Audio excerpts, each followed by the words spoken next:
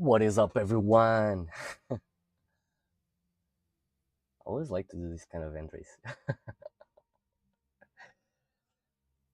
So, what up, everyone? Hope everyone is good. Hope you're having a really nice weekend. Uh, Hope you guys know what day it is. Yeah, it's a Saturday, which means tomorrow will be Sunday, which means we're only one day left for us to start working again in the Monday. But yeah, jokes aside, guys. So I managed to paint a lot of shit. Yes, managed to paint. I managed to finish building a lot of shit yesterday, which is awesome. Let's be realistic here. It's freaking awesome. I loved the process. We're still down to a lot of miniatures, and let me give you a full run through. I mean, of what we need to finish. So we need to finish Lieutenant Titus, Mephiston. This one I'm really excited to paint because I like this tiny like effects on the cape. Really dig it. One more. So we need to finish the rest of the um death death guards. Yeah, Lionel Johnson. We also have it here.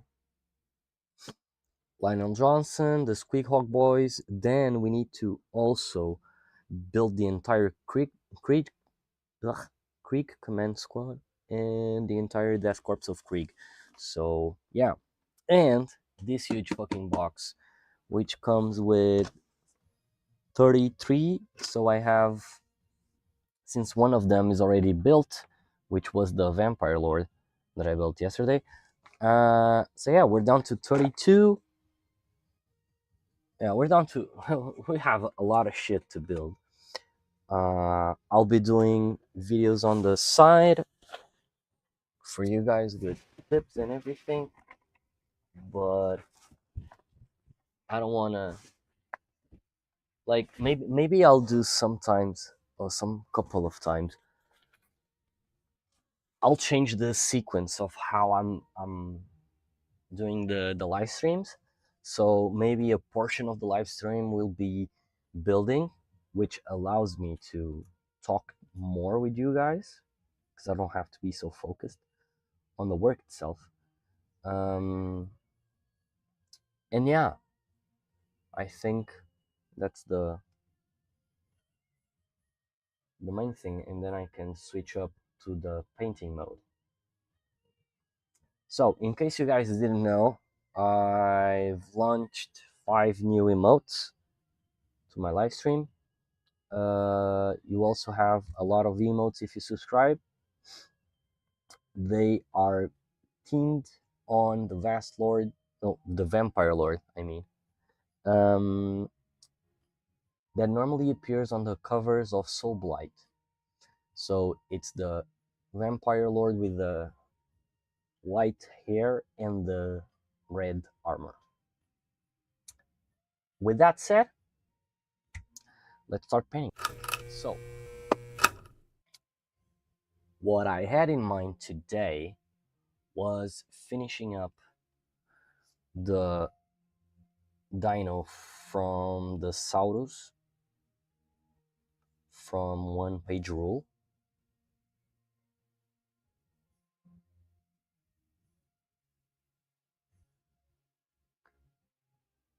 Because, like, I have a shit ton of work to still do here. Because at first glance, I can see a lot of imperfections. A lot of them.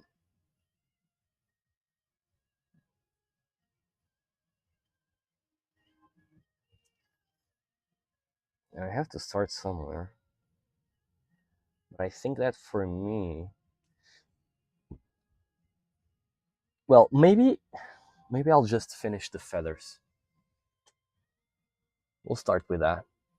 Maybe I'll finish the feathers.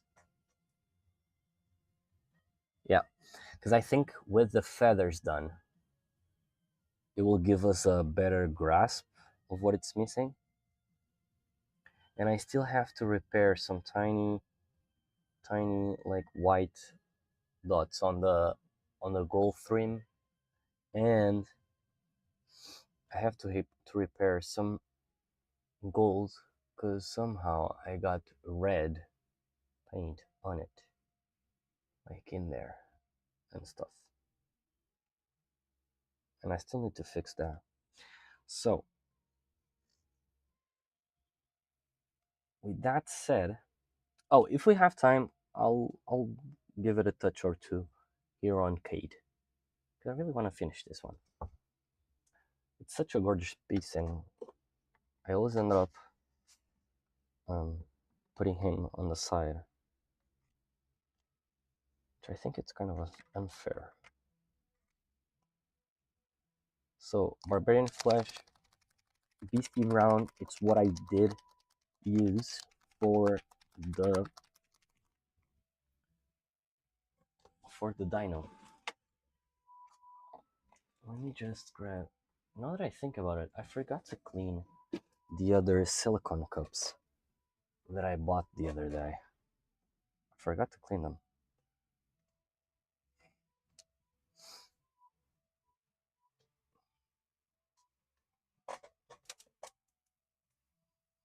So let's just shake this up a little bit. Both of these ones. I'll take these ones on the side because we'll use them in a bit.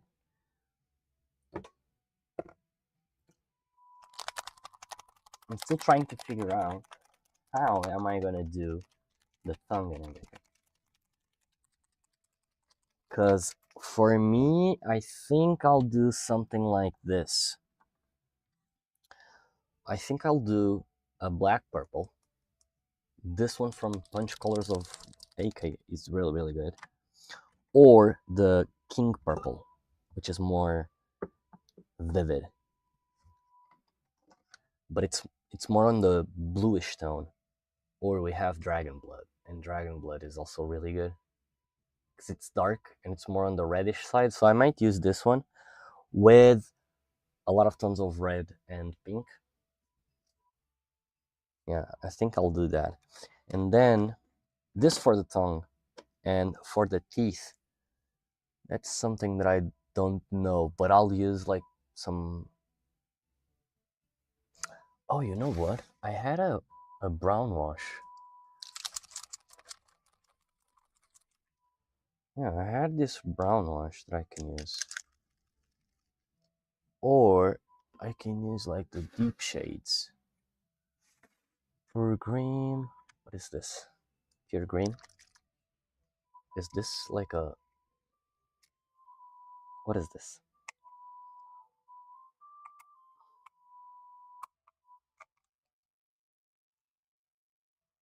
It's a dark gray.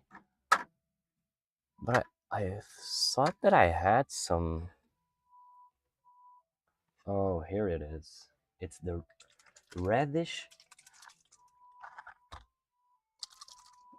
You know what? Let me just grab my mixing bowls here. Just 1 second, really quick. I also have the dark rust, and the dark rust is cool. It has a really nice tone, doesn't it?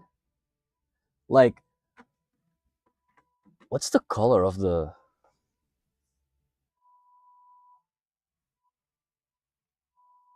teeth of the dino? What is it supposed to be? I don't know.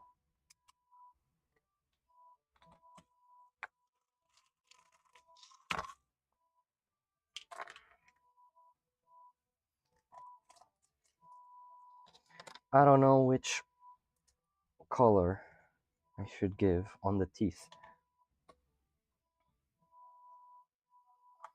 Like, I can follow the color scheme that I was using for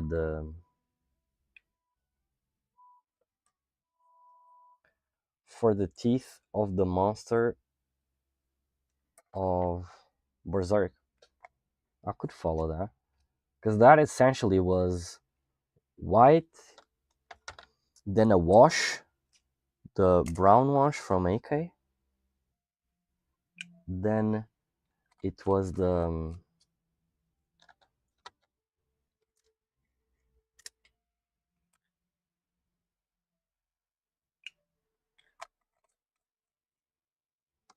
then what was it? What did I use? Because I know I used another one. Oh no, actually, you know what? What I did use was the I used the dragon blood, really. No, the other purple, the night purple or something from AK, but for the thong on the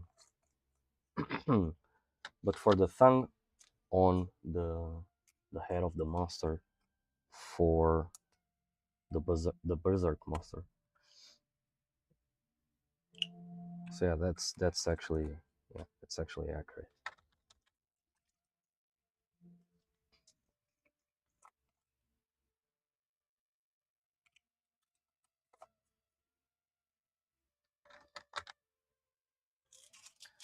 We're down to 2.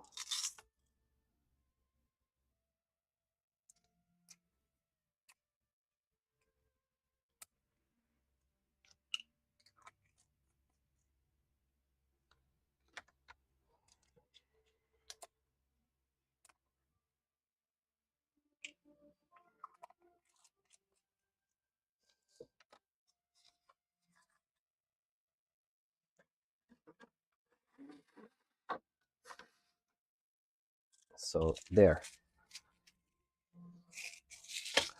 So what I was saying is I should, maybe I could use this one, the brown black, and the night purple for the tongue and the, yeah. But with that I have to give it the white. Otherwise I'm screwed. Cause since it's on a black prime, the color of the tongue, it has a black prime. I have already done a little bit of white, but it's not strong enough for it to be noticeable. Mm. So I might as well just use the ink.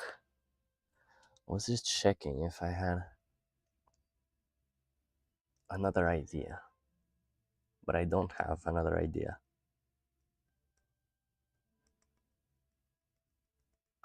Fuck it.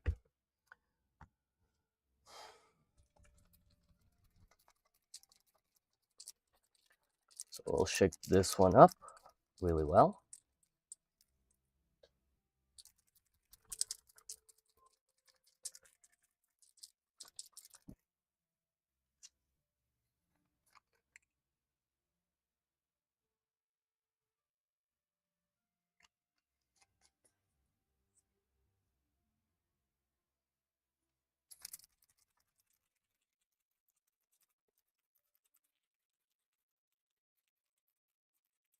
Oh, I just had a nice idea. I could be using, the solution that I did the other day for the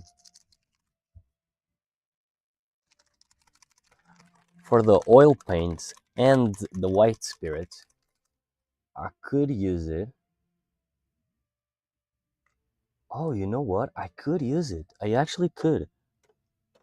I could use it on the scales, like in the rims of the scale, just to give it a more punchy detail between the scales. But maybe that's too harsh. Yeah, that could be ending up bad because it could be too harsh. We'll check it out in a second. See if it's actually what we need. Oh, almost left that one. Drop. Oh, shoot, forgot to mix. So another thing that bought, I bought the new Redgrass Games lamp because I've been having a really hard time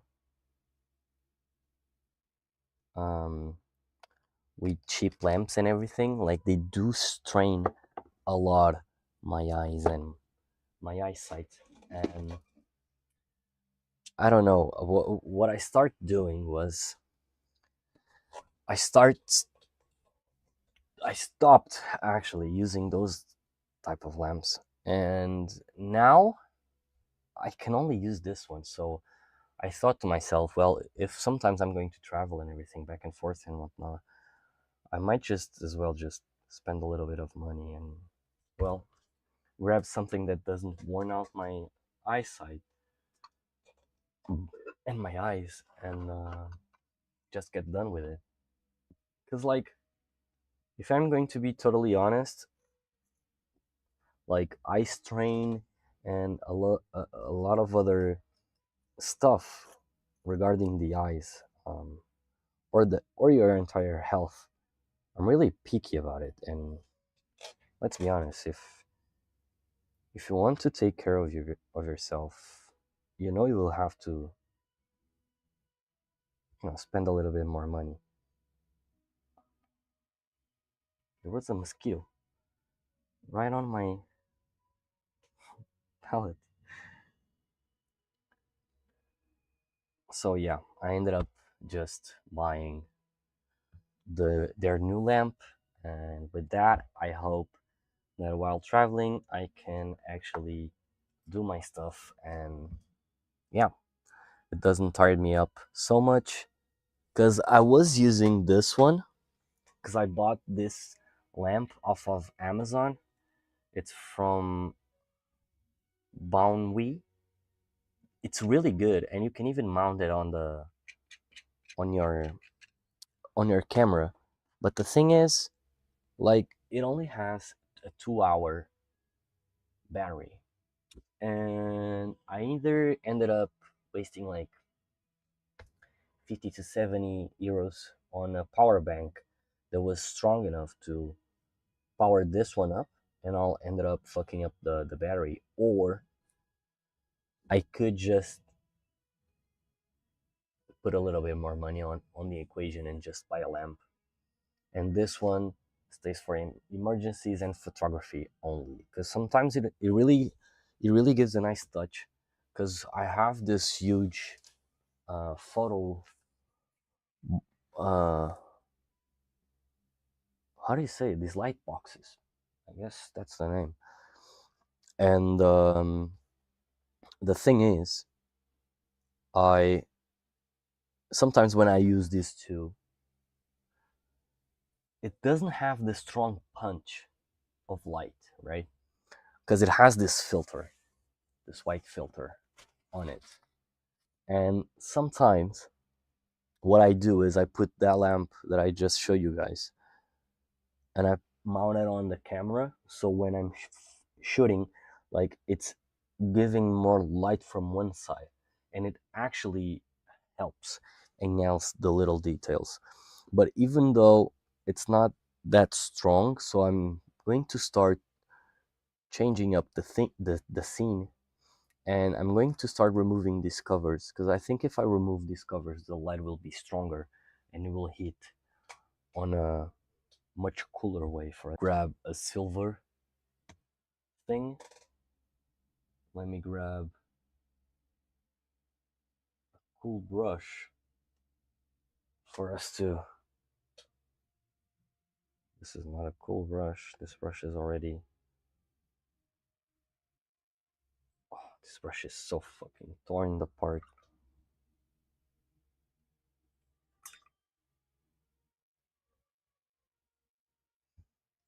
Like, I feel like my brushes, they are drying so much since it's yeah. Look at this. The brushes are so dry that their hairs are literally just going everywhere. It's insane. In my defense, it is fucking hot at the moment here in Portugal, so. Okay, so we will try to use this one. The custom Numoil that I did.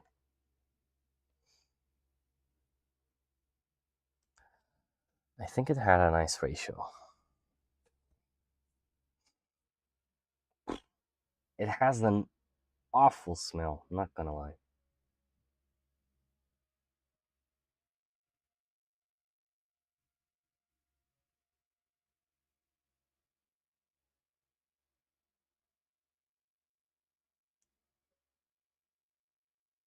Let me just do it there and here. Because here it has more red, so I can have a glimpse of what it's actually happening.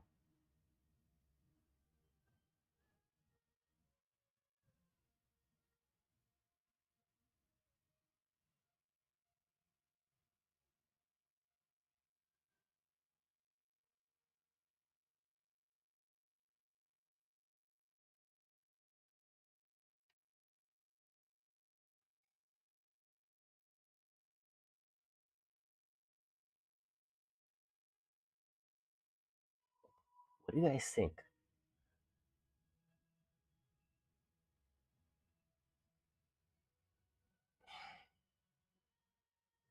Well, it's not too strong.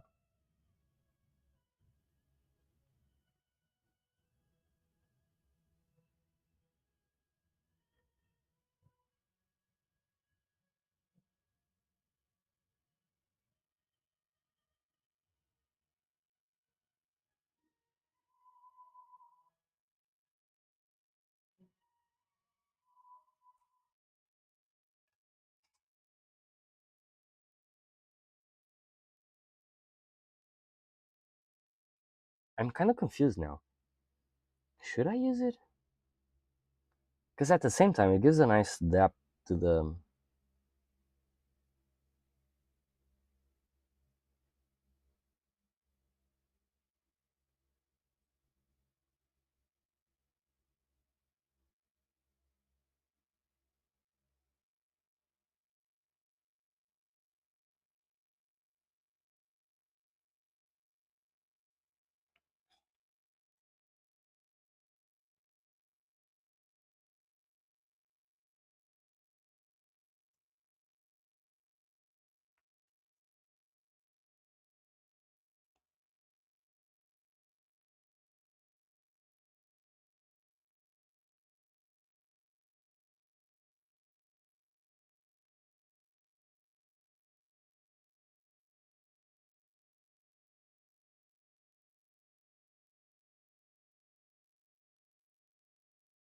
I'm just waiting for it to dry a little bit. But I'm digging it. I'm not gonna lie. I'm digging it.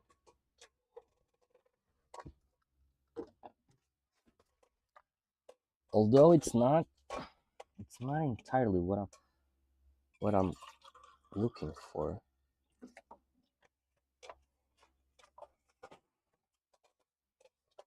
Because I think mine it's too strong.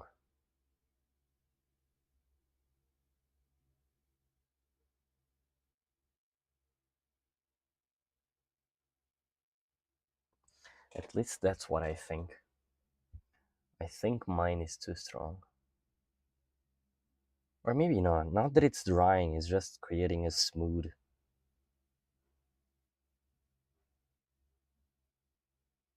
But at the same time, I'm like, the skin. What the fuck is that? Uh, at the same time, the skin is red, right? So if the skin is red, it should be maybe a darker red. Because otherwise, it's going to enhance by a lot but it's going to remove the redness behind it. And I want to keep the redness behind it. So we're gonna ditch this one. Gonna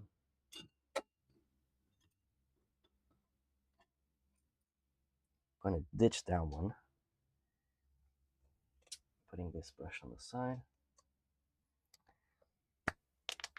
How am I gonna play this? So I think I have a darker red somewhere around.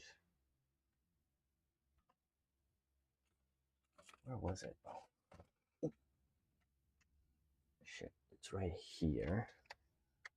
I had a darker red, which is this one, Nocturnal Red.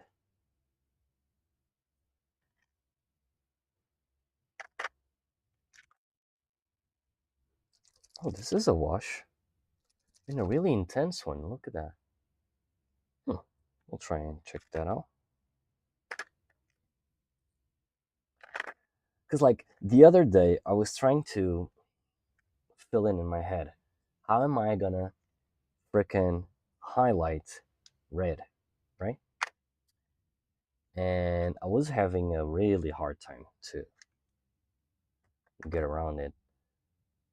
But then I just remembered, if I put not lighter reds, but if I put darker reds on my miniature, like on the shadows. So what I'm saying is, I was doing this type of shit. Like, I was using, which one was it? I was using this red, right? The Model Air red. And the thing is, I was using this red as a shadow, if we can say it like that.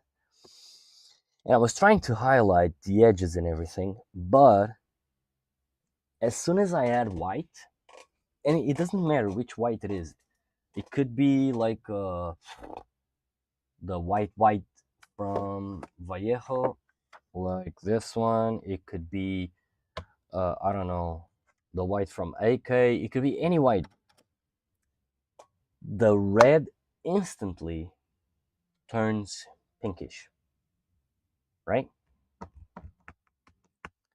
Because if you get the color wheel,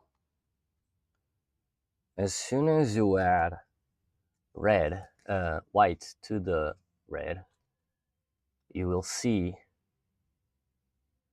that, well, actually, I don't know if we have it here. Actually, I don't. But the thing is, yeah, the red turns a little bit pinkish, and it'll start going towards that. And I don't want to. I want it to be like I want it to be like a lighter red, but there's no such thing. There's just a good amount of red that you can go to. You know that I'm thinking about it. I bought the other day the BSL. Let me just zoom out. I bought the other day this book from Angel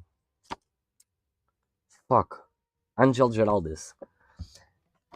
I heard it's really good. I had a couple of friends of mine who bought it, and they told me, like, yo, buy the book because it's really good. So I bought it. It's actually really good. And now that I remember about it, I do have some things that he shows here. So he has the BSL red, which page is this? 62. So we'll go really quick to this page. Where is it? 62. Oh, yo, you see what I was talking about? So yeah, I thought about this, and he actually confirms it. So I should use like a darker red.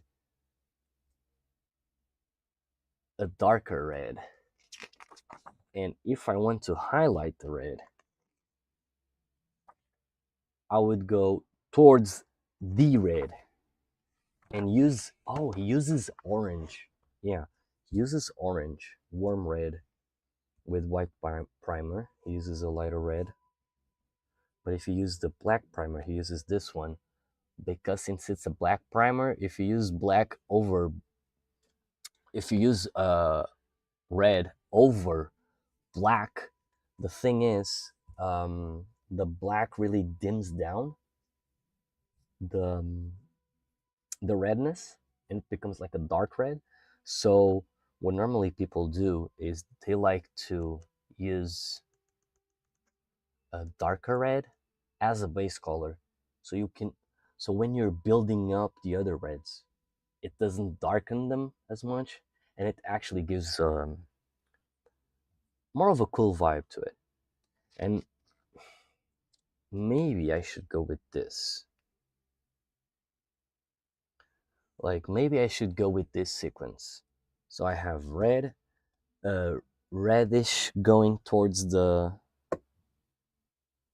reddish going towards the orangey side, and then orange. Maybe I should do that. It has this cool tiger as well, and he goes from sunset orange to scarlet blood. Oh, actually, it's on the other way. Yeah, sorry, it's the other way. So he uses scarlet blood as the first highlight, and then he glazes through with hot orange. And yeah, maybe I'll do that, because that's my main problem. Because if I use white directly over the red, it'll become like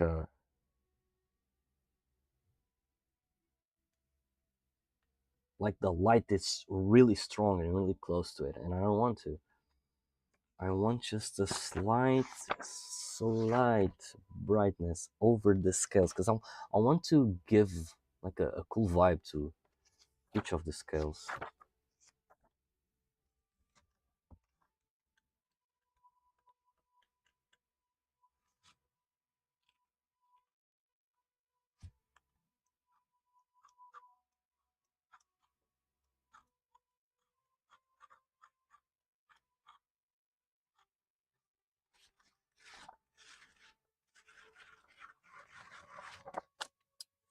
Let me check this real quick.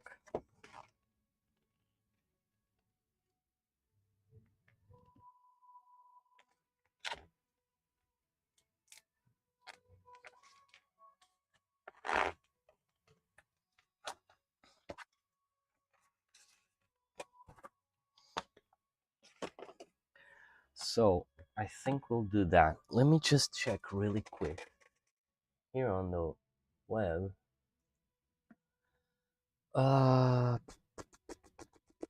so Saurus Riders, red color scheme, just so I can have a glimpse. Yeah, yeah. People normally they do use.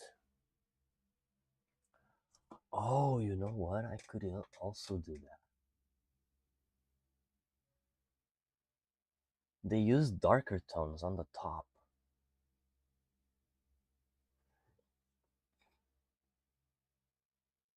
I could do that. And I could like keep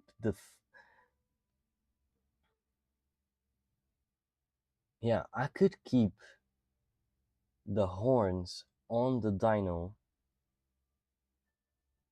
like a brownish tone. A brownish going towards the black.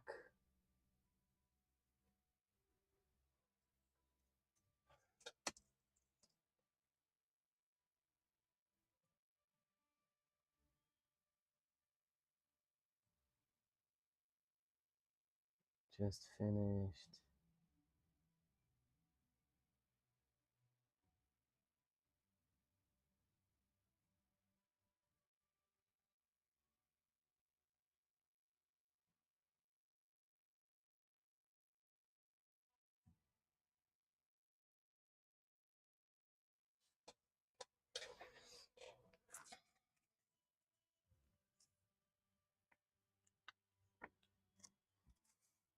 know what?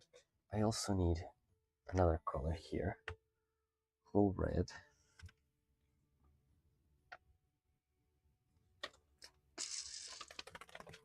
I'll use this one. Whole red, the sand yellow. Where is sand yellow? Is this one? No. Yellow, deep yellow, dirty yellow. Where the fuck is sand yellow? It's a 34. No, 35. 35.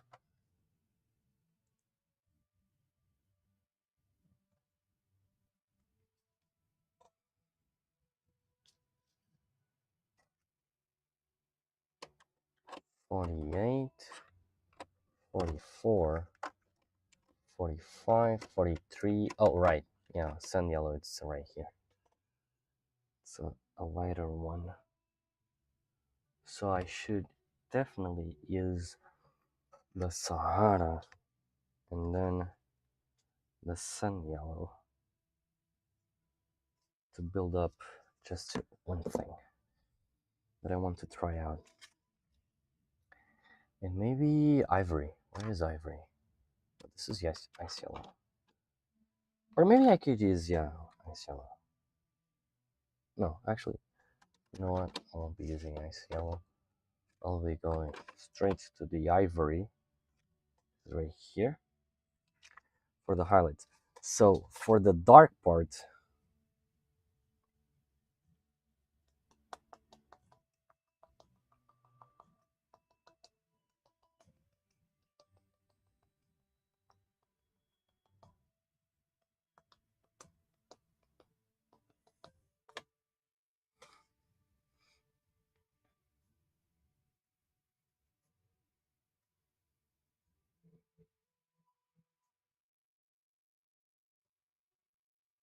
hmm,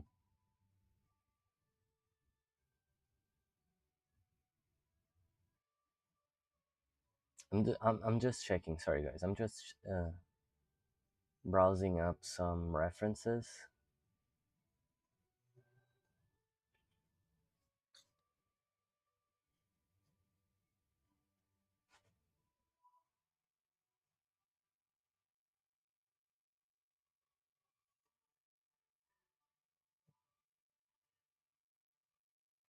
Yeah,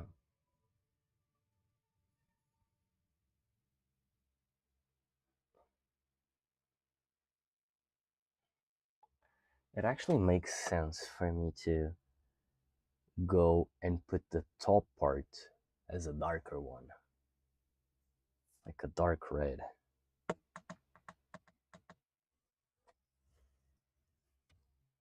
Where are my reds? Okay, here it is. I do have brick red, but I want it like a darker tone. Here it is, like burnt red. I could give burnt red on top of the scales near the thing, and then black red, and then going towards the brown. But I really want a cool brown. I really want a brown.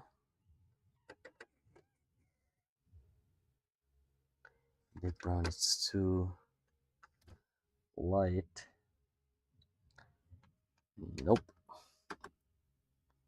Don't I have like a strong...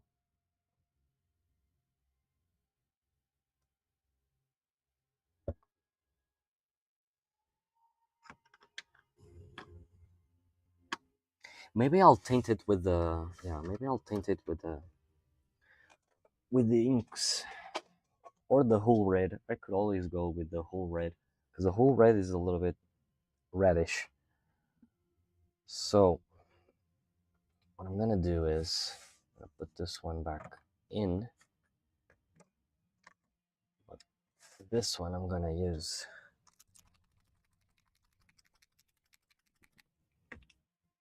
this one is a wash, and I think it's a really strong one. So I could actually, yeah, I could actually use it. Let me just use my hand palette here, just to have a grasp of how it dries out. Remember, your hand palette is your best friend. It actually is.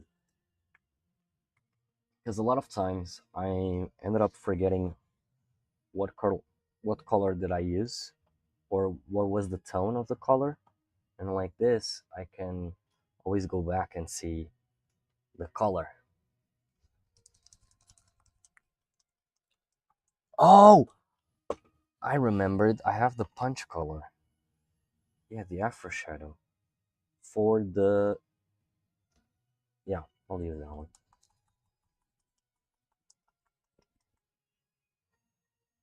Let me check.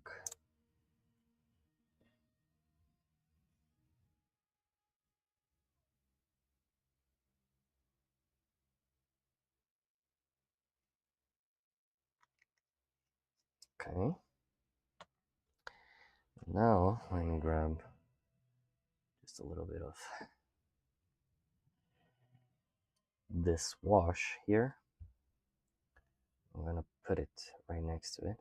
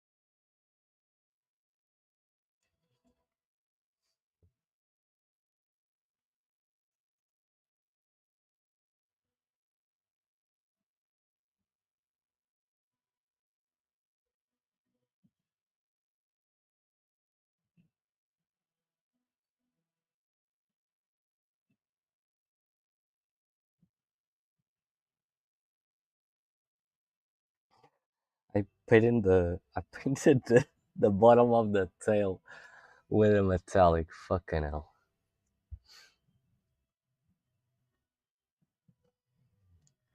Sorry, but I have to eliminate, because I was trying the highlights the other day, and somehow I forgot to remove some of the pinkish tone that I had off the scales. The thing is, there are some scales that are still like pinkish, whitish.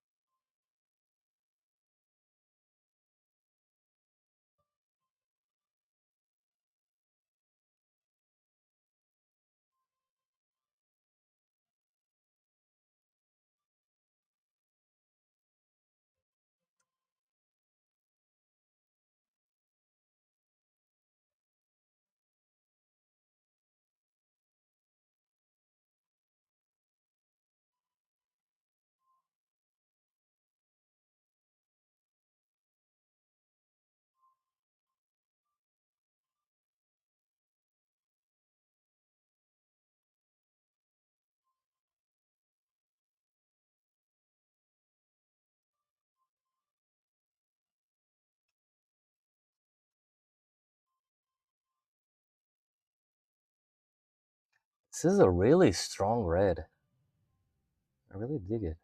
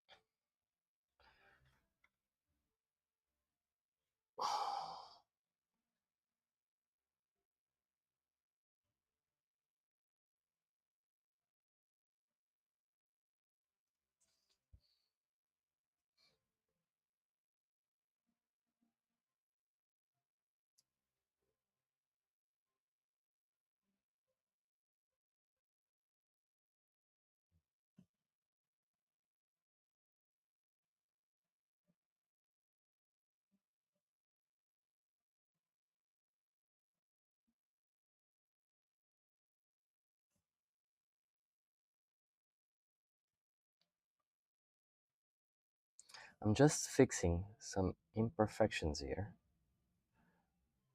and there. And since this is a wash, I think it's the perfect paint for us to fix some imperfections. And these imperfections were I had a lot of places where the airbrush didn't hit with paint, which it gets darker, but at the same time, that's the effect we are trying to search for, but it's too translucent the area, so it gets really really black, and I don't want to have the primer being popped out. That's not the purpose.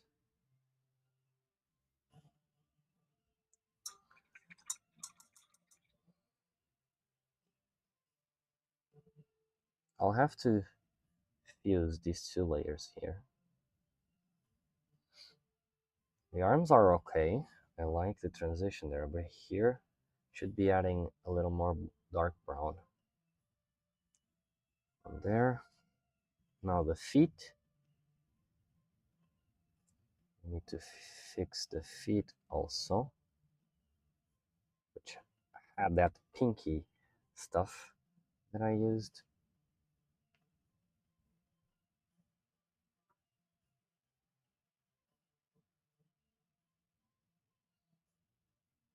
Look, there's the pinky stuff.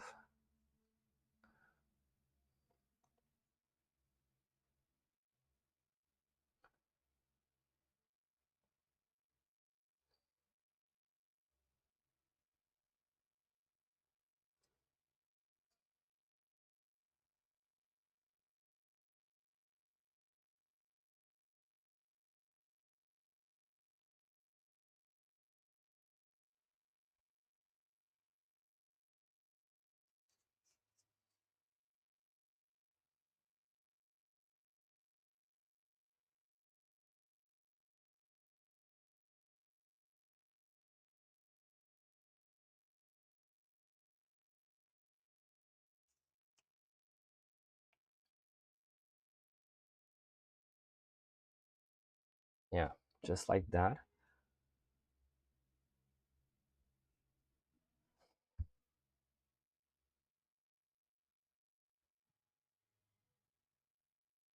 It really has a stronger black, uh, red right now, which is exactly what we were looking for. Now, I'm gonna also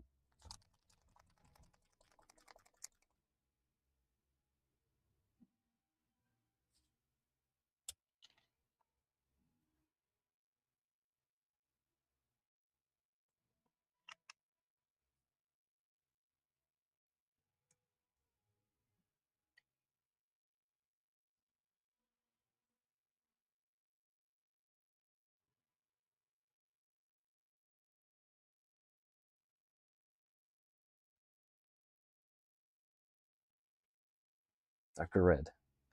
So this one is the black red.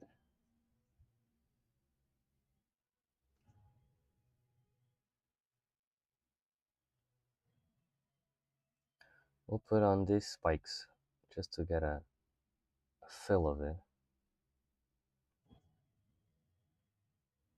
The brush is so loaded.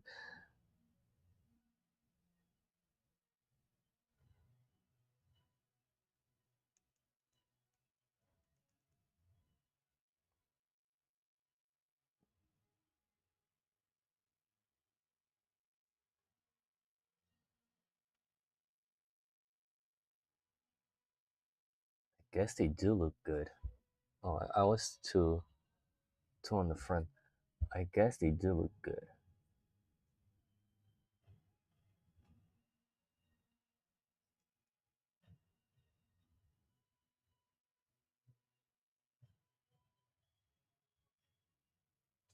Mm, maybe I went too overboard here.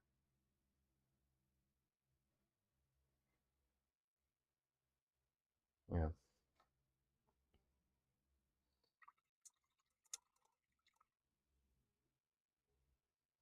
So while that red is drying out, gonna grab this one and another cup, which I don't have in here.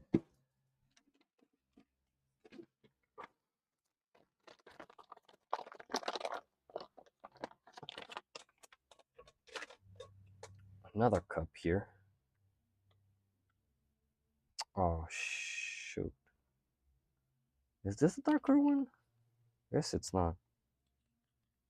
Oh, it is. It is the darker one, so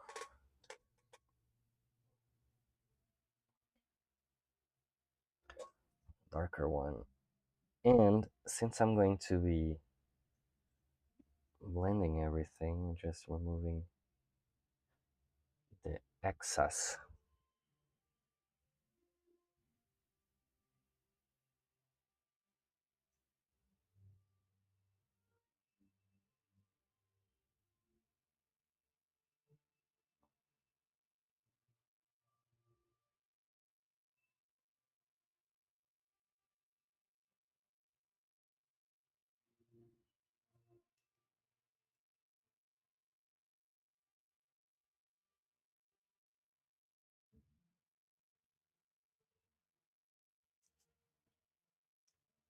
It's not this brown.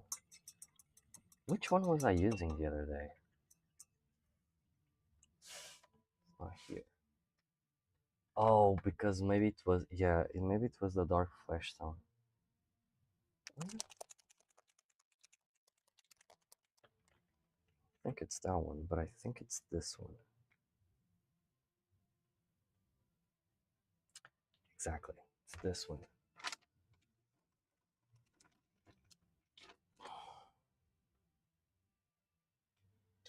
Yeah, ugh, it's much stronger.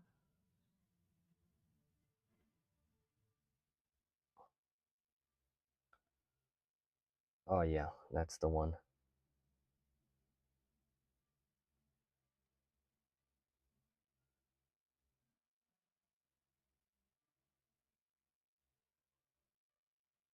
Hmm.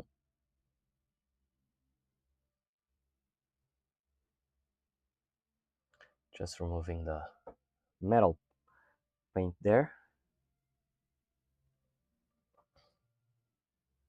because when I was painting the metal, somehow I ended fucking it up.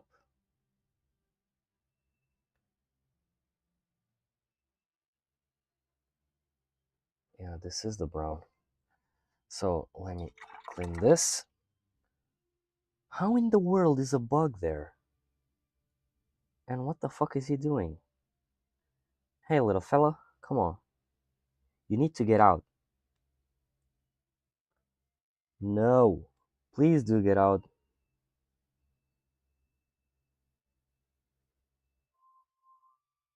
Can't you, like...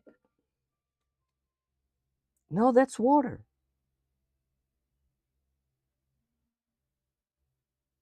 Nice. Got him. Hope this guy doesn't flew. Oh, he's still here. Fly away, bro. Fly with feet. Yeah. I guess it's because of the lights. I'm not sure though. But they do get in. Still trying to process. How the fuck do they get in? Get it. Or why the fuck are they getting in?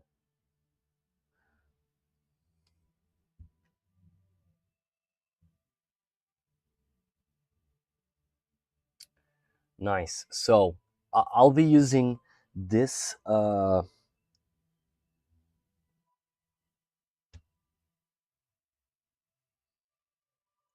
this black red to create the transition between the red, the vivid red, and the other one. Yeah, because I think it gives a good vibe. It really tones down stuff.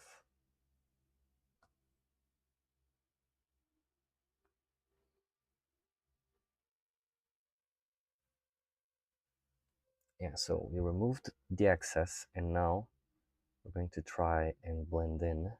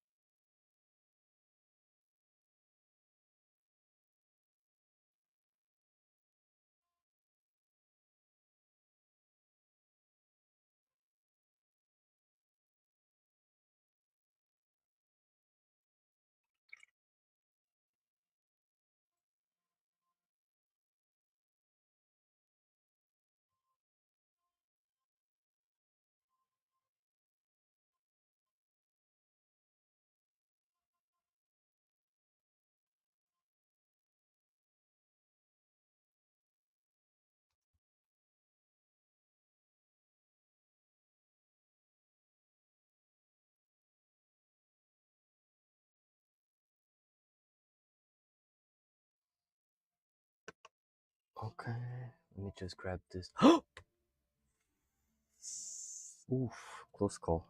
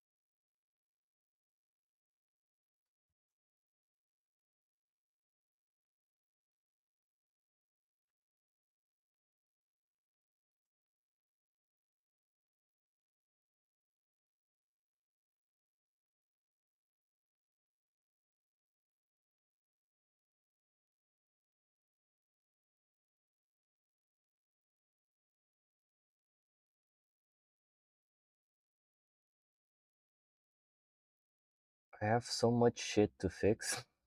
It's insane.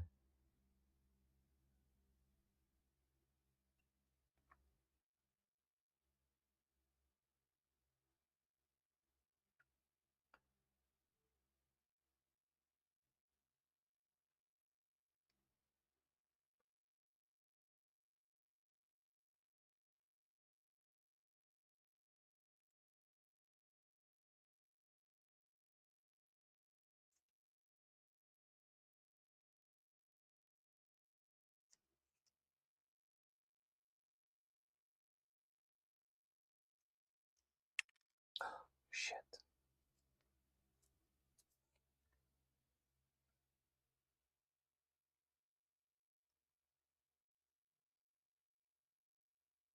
My security clip just fell off. Fuck.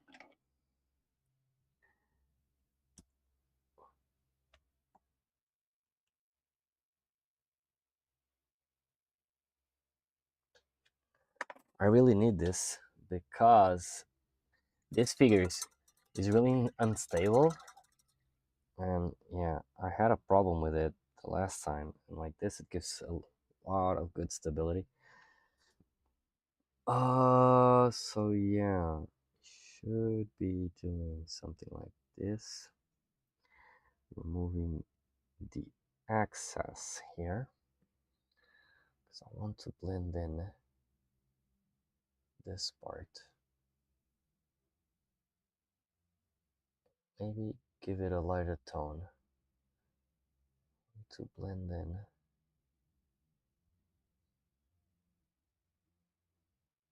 Here as well.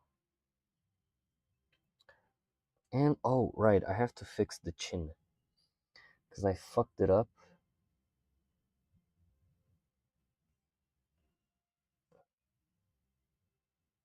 I really did fuck it up last time.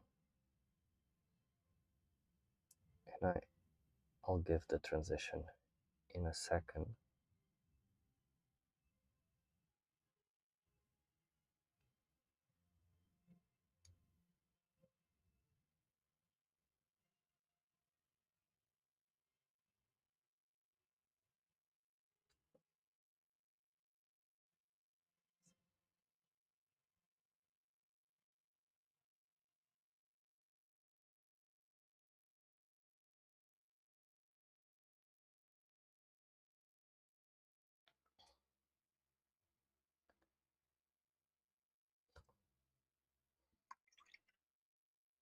And now I'll use this middle tone and remove the excess here. And I'll blend in to the lighter tone right here. But actually, it still has too much. This isn't cutting it.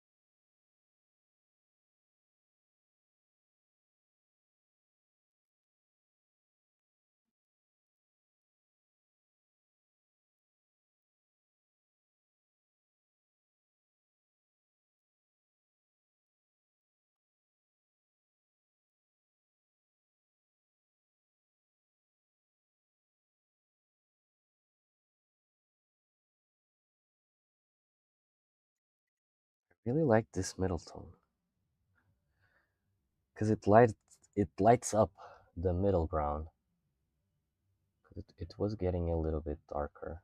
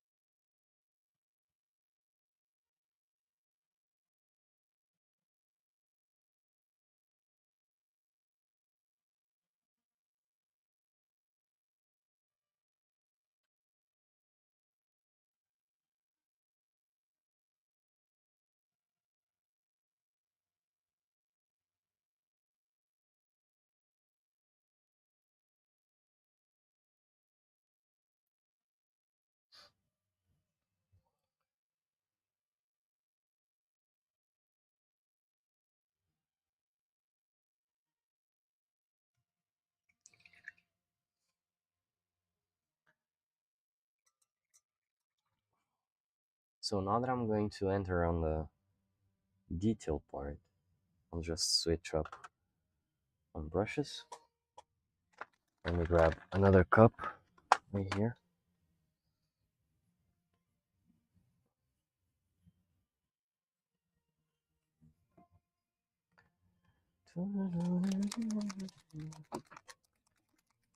Ah,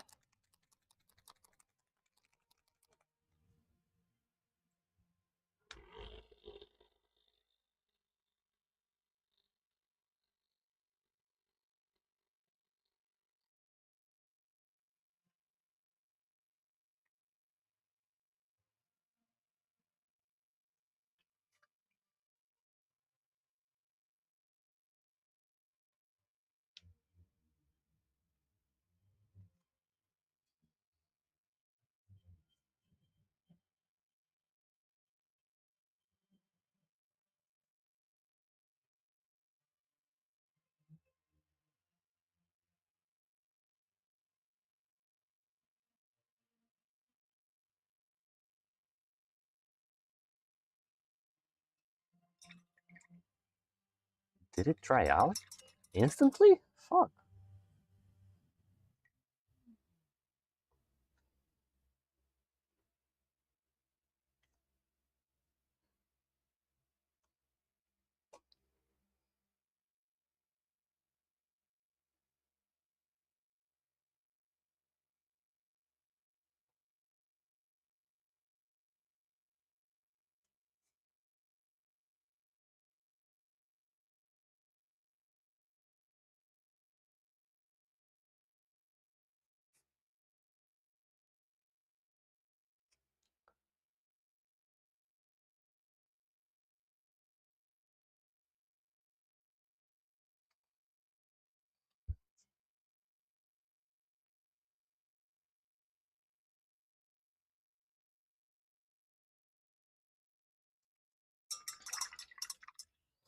These brushes ain't cutting it.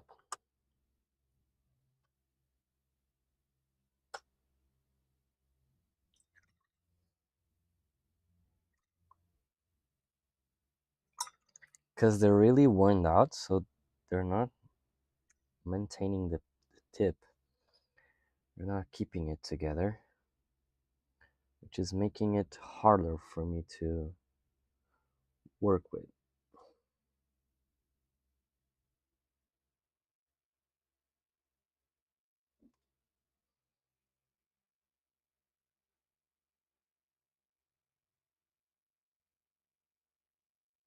Yeah, much better.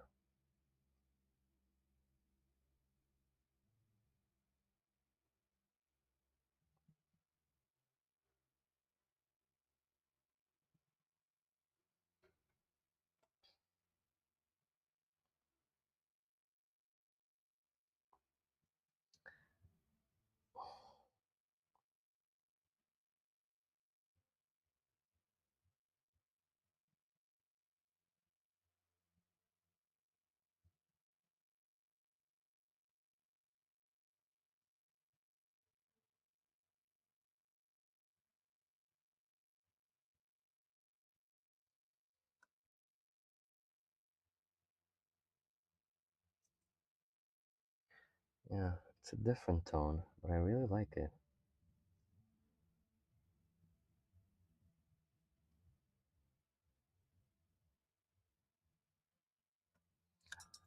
There's nothing on it.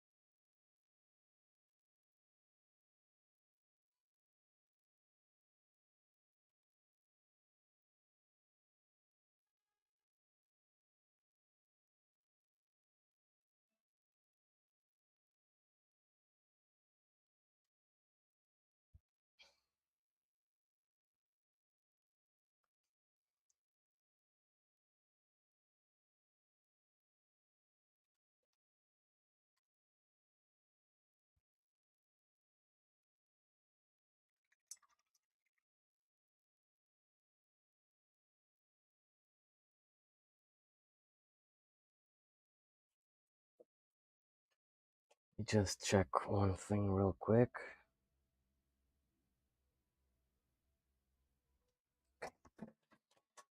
See it here.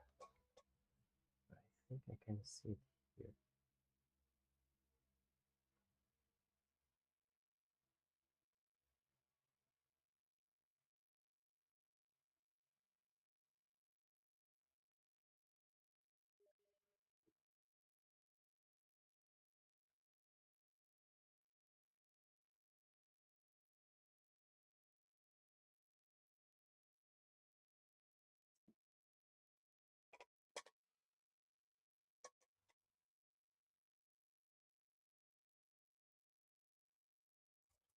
Let me just grab a little bit of water. I'm really dried out.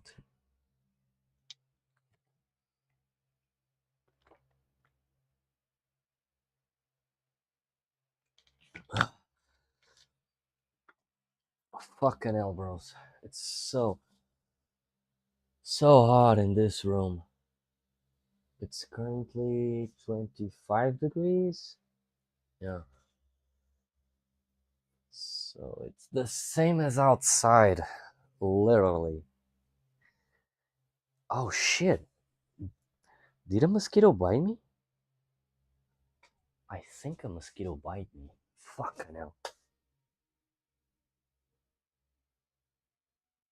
Well, if I do have a mosquito, I'm fucked. But yeah. If I do have one, I'm completely fucked. Had some dust thingy flying around. So, I think I'm doing a good job here, trying to blend in this brown, but at the same time,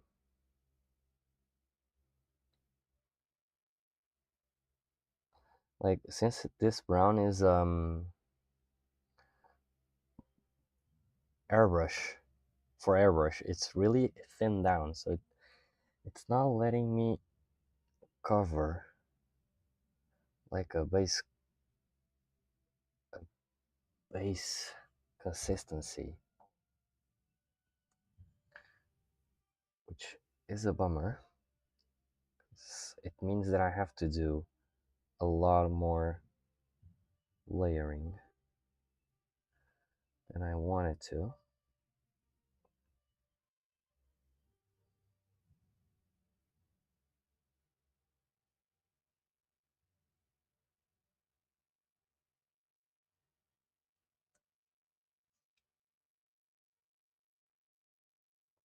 It's not bad,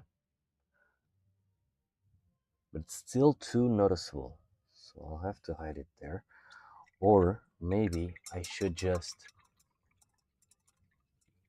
maybe I should just spread out the darker tone like this one. Maybe.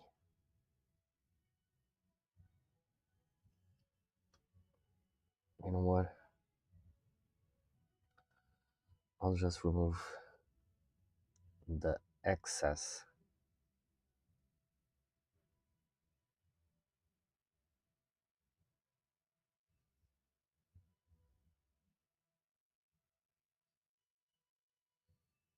And yeah, I'll increase the darker tone, I guess.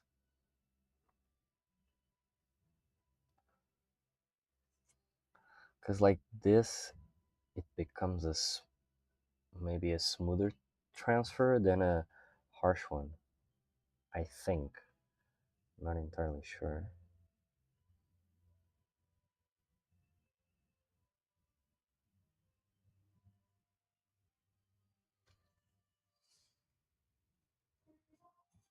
Hmm. What do you guys think? Yeah, I think it's too harsh. I didn't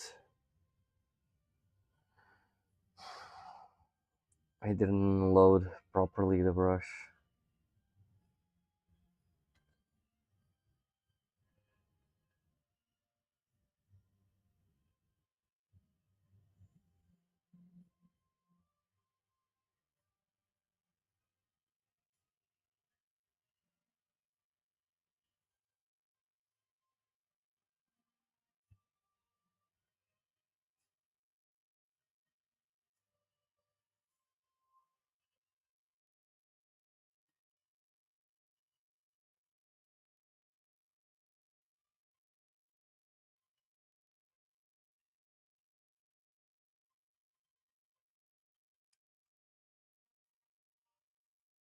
Oh, right. Now what I'm doing wrong. Yeah, it's true. It's too. I think it's too wide here. Because if I apply it there, it's just a tint. I just want to be like a. I just want it to be like a small tint.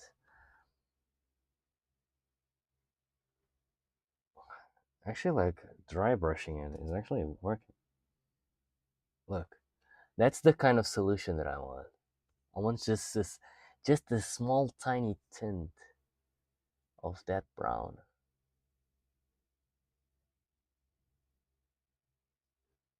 Hmm.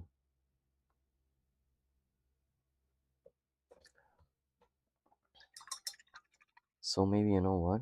I'll use the lighter tone to hide.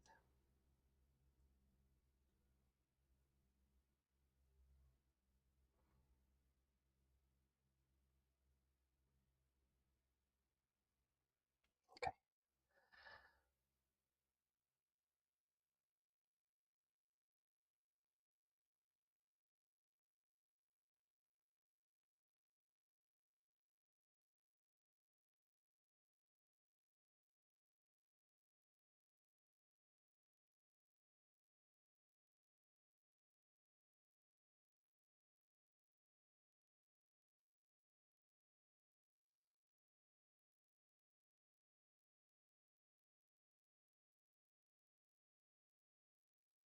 Oh yeah, much better. Much smoother, I think. This part isn't. To still fix this part.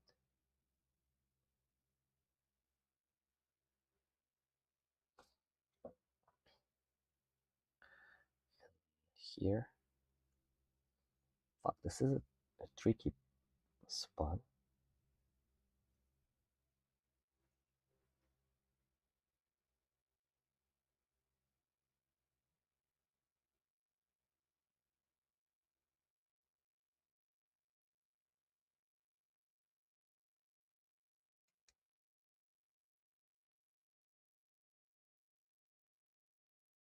It does have paint, but it's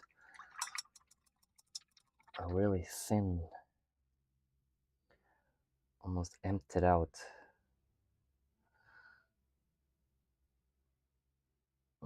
Mm. So guys, in case you're wondering, these are silicone cups that I found on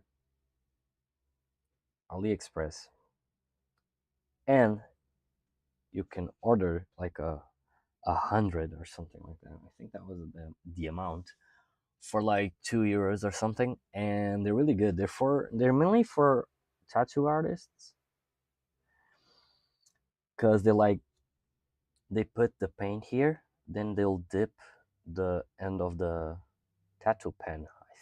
I don't know the name of the machine, but we'll say that the tattoo machine, and then they'll dip it in, and then they start tattooing, right? And I really liked this silicone cups for paints that are metallic or washes or really diluted paints, because mainly, as you can see, my palette, the paper on the palette, all the spots that you see that contain paint, what ruined it was so metallic. I have another metallic here, and most of these were really diluted paints that dried out because this paper, it absorbs water, right?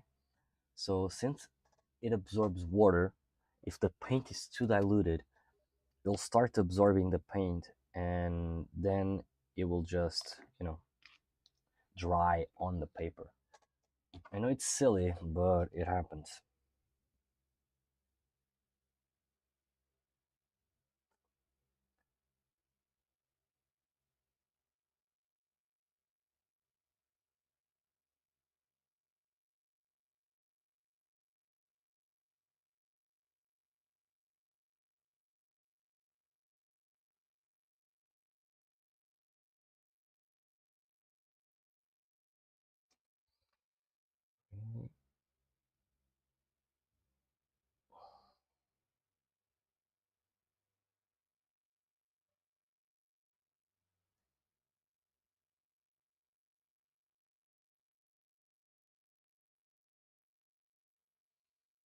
was trying to see if I could smooth this out, but I guess I can only smooth it with a more thinned layer. So let me just do this. I ruined the tip of the tail the other day when I was doing the emerald highlights. Not forget what I said. The emerald metals. Yeah, I ruined it. Like this emerald metallic right here. I ruined the tip because somehow I had the brush really loaded and I flicked it. And I ended up fucking the tip of the tail, which was a bummer to do.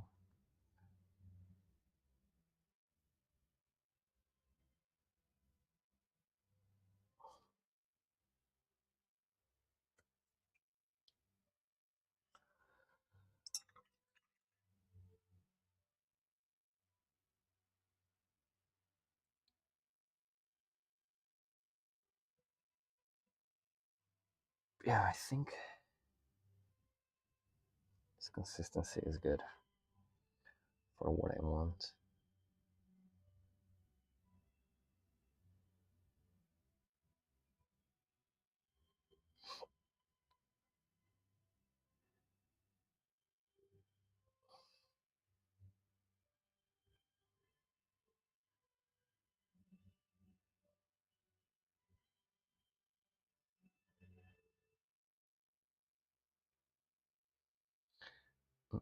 Mm.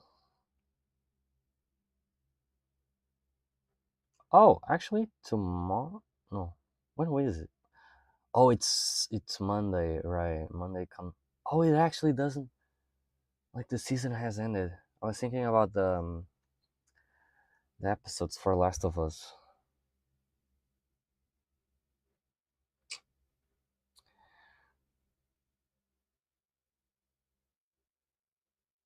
It was supposed to. I really thought they were going to be doing more. Wasn't it supposed to have more episodes or something like that? I really wish they'd done more. Cause somehow I think they really speed up the pace of the movie, of the season.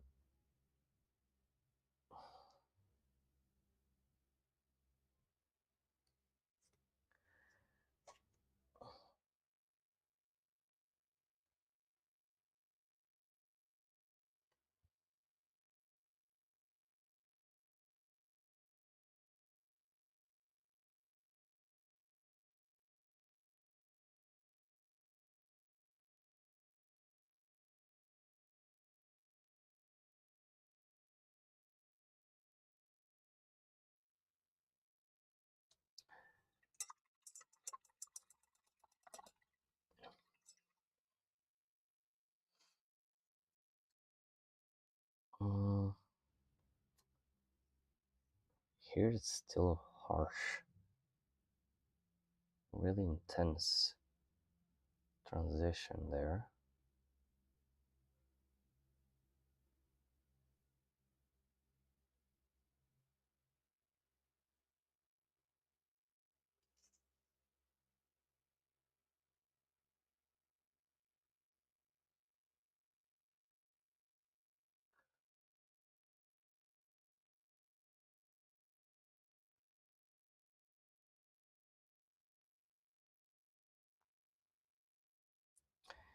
Here I fucked up.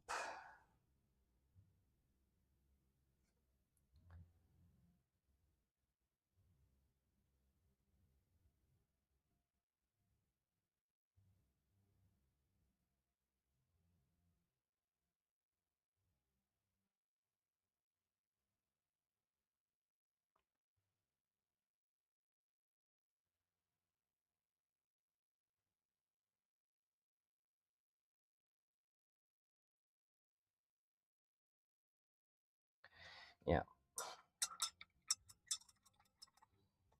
So while this is drying out, let me just grab this ink.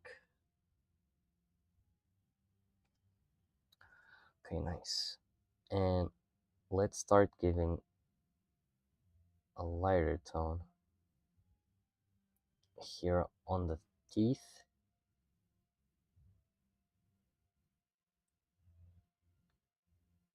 Because we're going to do a wash above it. So the white really needs to be strong. Otherwise it won't be noticeable.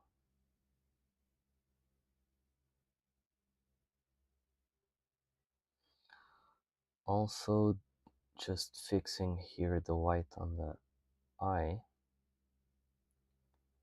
because I might do the eye today.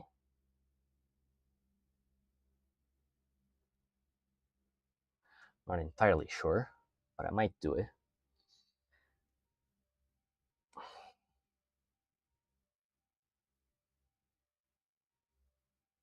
It had a little tiny piece that was right there. It was fucking up the flow of the brush. Yo guys, a thing that I've realized, the brushes from Greenstuff World, they really suck. And I know I'm using one, but they really suck. Like, they get torn out so easily and so easily. Like, it's insane.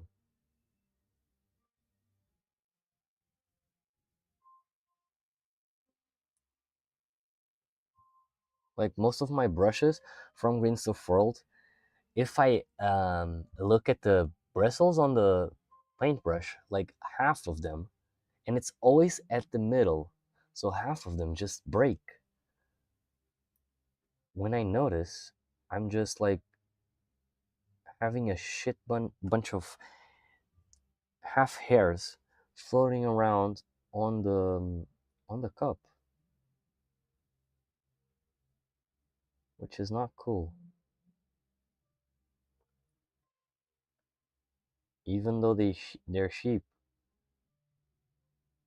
for Kalinsky, um, I expected them to be a little bit more durable somehow, but they ain't. So I'm really considering like starting to use the ones from AK, because I know they are of a different manufacturer and they're actually a little bit better. Because look at this. This brush, the Zero, I've used it for like a week or something. Look at the tip. I know it's dry as fuck, but you can already see that the hairs are really messed up. Look, the hairs are really messed up. Actually, in the white, I think we can actually see it better. If I actually put it on water, you will see that the tip is actually fine, right? And I can paint just fine. And the tip doesn't break at all. Like the tip doesn't break, the hairs don't get out. But as soon as it's dry, you can actually see that the hairs are starting to give in, right? And I'm not a heavy user. Like I'm really not. Like look at this shit. Really worn out brush hairs. And some of them are really, and it's insane. And if I dip this one in water as well, and these are my main ones, like it's the number one, no, the number zero, and this is what number one, which are the ones that I use the most. So look, fine tip, and even if you use it, like a really nice tip, and it doesn't break at all, at any cost.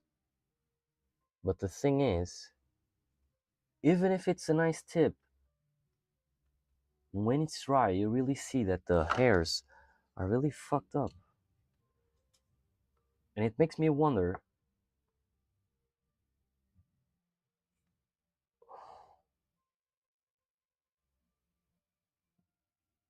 if they're going to last long. Because what I think about this, it's like, shouldn't they last a little bit? Because I had like, look, I had this red grass one, the number two that I was using just a while ago on the reds. And like this brush, you can see that it's really worn out.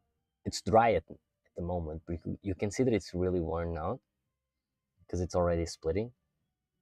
But I have this one for almost like 9 months. It's insane. It took a really huge chunk of time. And don't get me wrong, I was way beginner using this one that I was using that that when I was using these ones, because this ones I'm still a beginner, right? But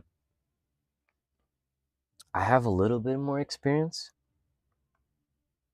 than what I had when I was using the red grass. And the red grass,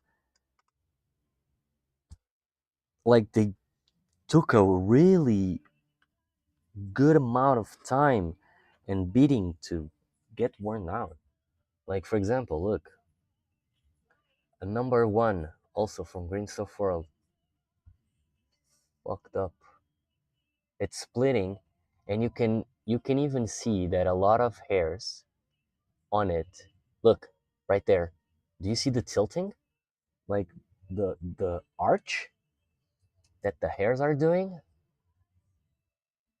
It's freaking insane. Like, yeah, because it just points out what I'm saying. Like they easily not only break, they just get torn apart. I don't get it. I don't get it.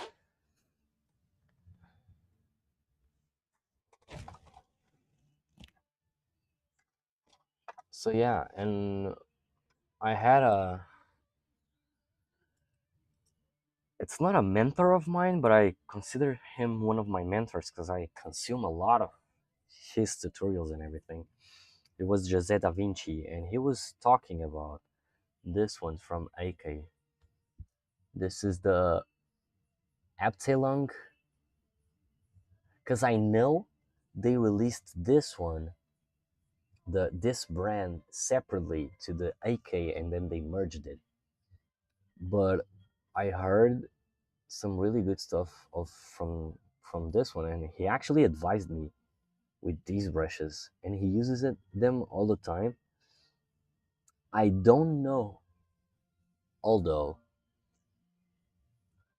how frequent does he actually replace them? Because I forgot to ask them. That's a really, really good question.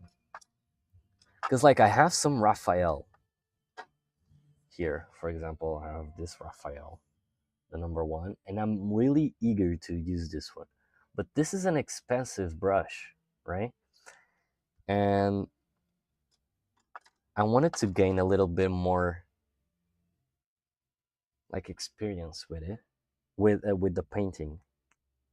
Like for example, I even have this ones from Winsor and Newton, and like these are more expensive brushes, and I wanted to have a little bit more experience just before I start using the good stuff, right? Because look, these ones are really also good ones. Winsor and Newton, because I heard really good things about the Winsor and Newton.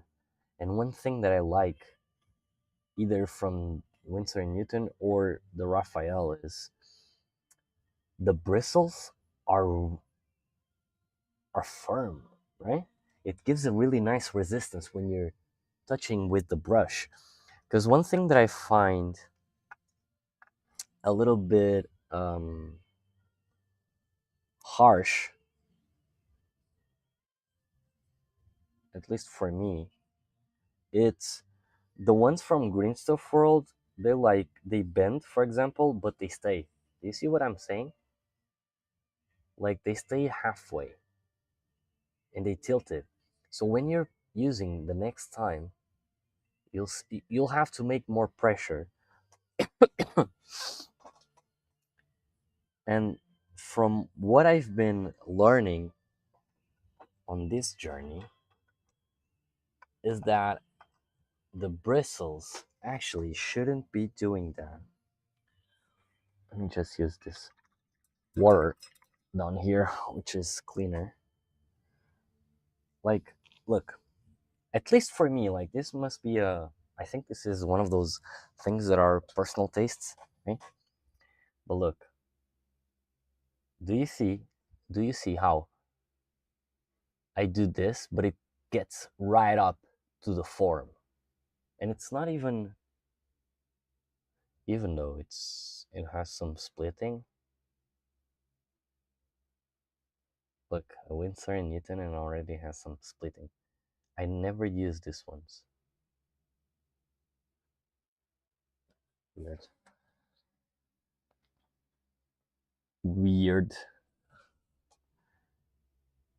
Like now it's loaded a little bit with water. So look, pressed down, flick, straight. Right there. Look.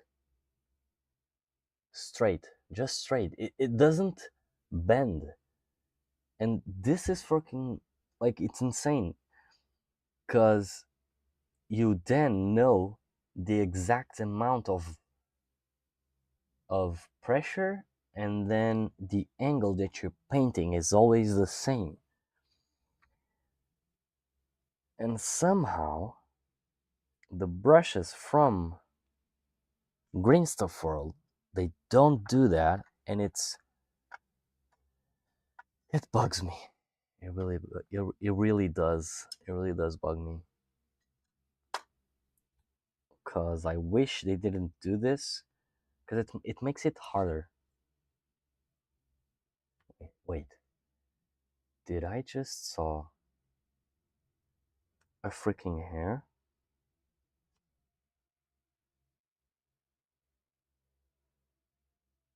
No, actually, it was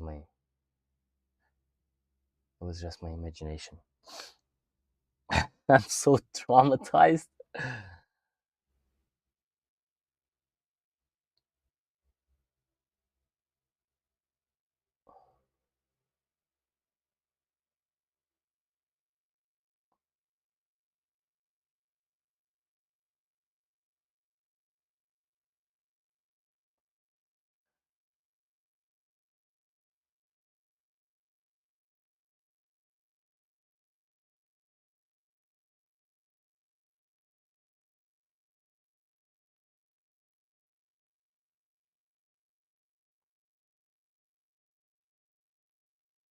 Yeah.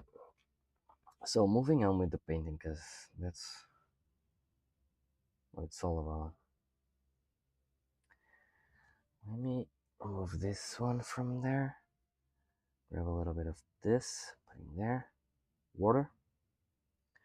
Let's thin it down way more. Yeah, like that. Because I want to like repair this part of the tail because it's really whitish.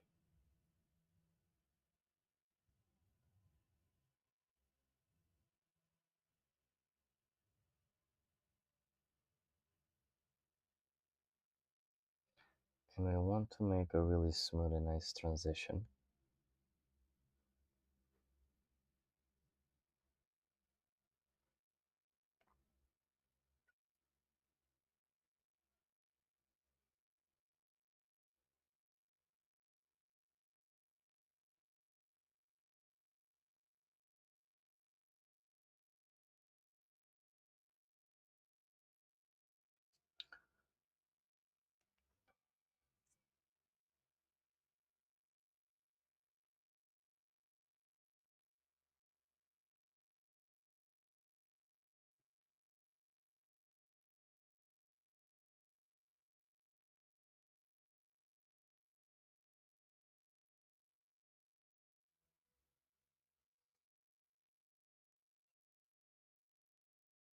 the fuck? A fiber just landed on my brush.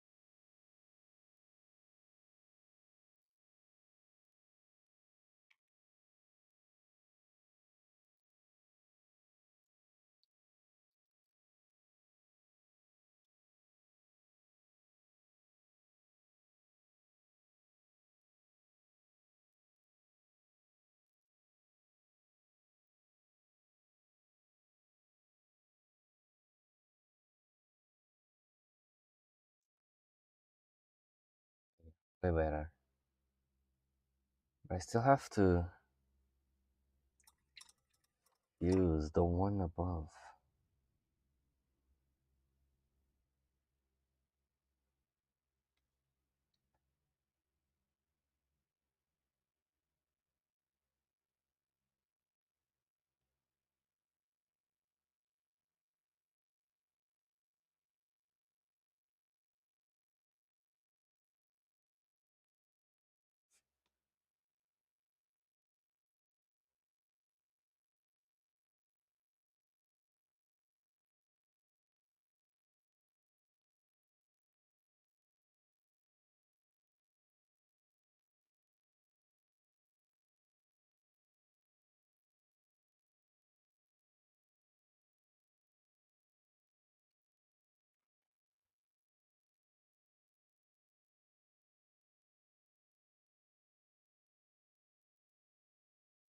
Mm,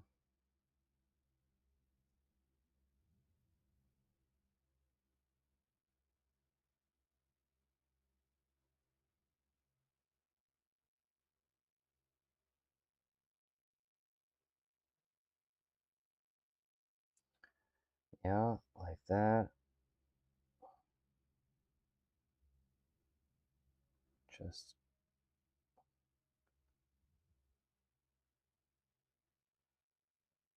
trying to make sure that the transition is really smooth. Also, we should. Oh shit! It's not this one. So grabbing the highlight really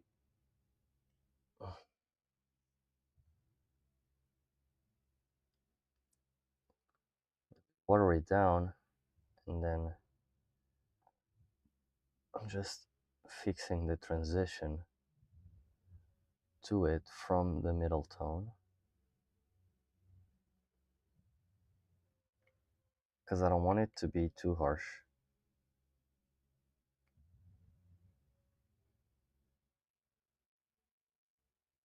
This way we create a good and nice blend on it.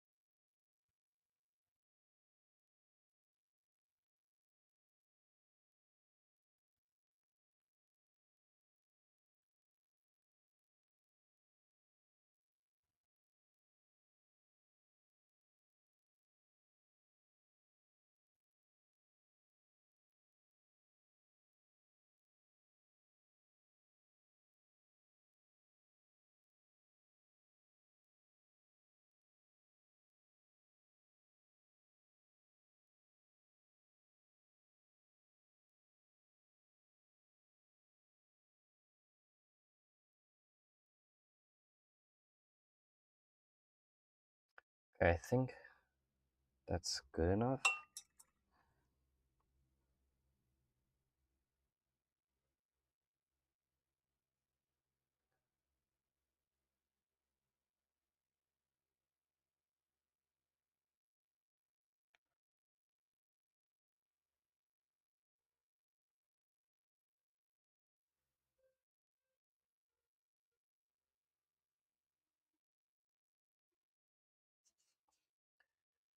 Just giving more white to the teeth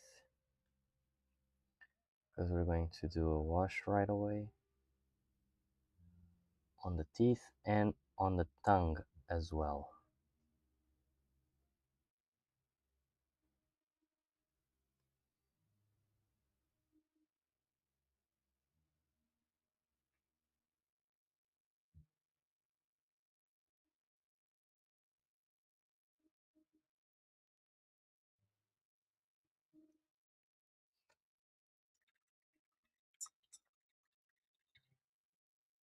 Let me just change the music. Sorry, guys. It's just I'm hearing almost the same fucking music all over and over again.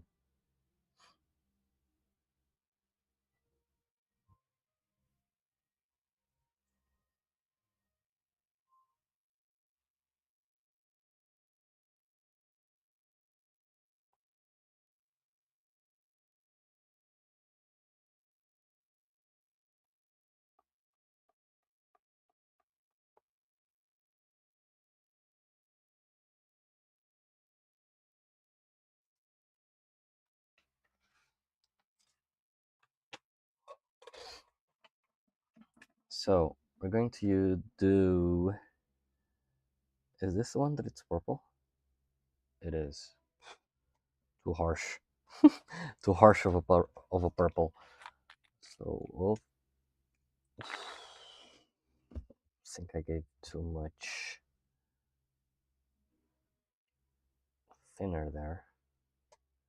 Did I fuck it up with too much thinner? Yeah, more or less.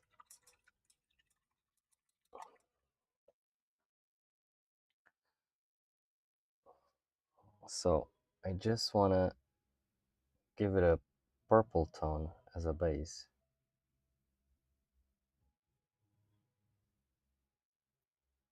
For the inner parts of the mouth.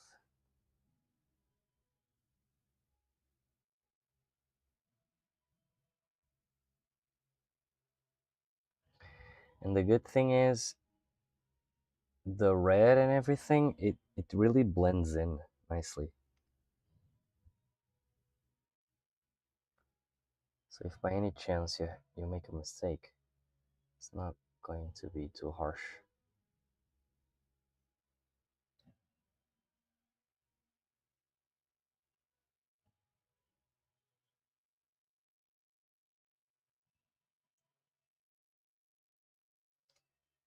Fuck, I'm off camera.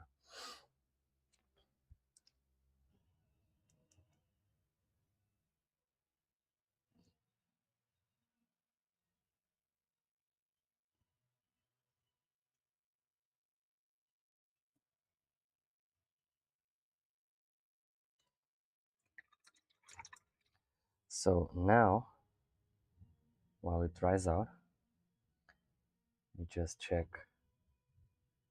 Yeah, this is the brown that I want to use. 1, 2, 3. I think 3 drops of thinner is good already for the ink to be a little bit more diluted. Yeah, exactly. Like that. So, we're gonna give it on the teeth. And then we'll start to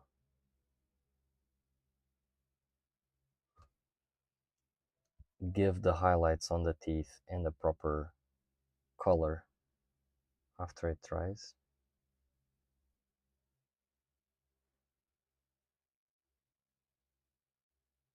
Like I did this on this piece the other day, and look, look how well it turned out. At least I think it's looking good, the teeth. And it, you see, it's the same brown as this one. It's the same brown. So what I did was exactly this. So I done a white, and then I base coated it, and then I started doing some tiny scratches just to simulate like it had texture. You know, when the teeth normally have texture and everything, and some rough edges and everything. So yeah, I tried to simulate that, and I think it came out great. So you see, it's it's now almost the same tinted brown.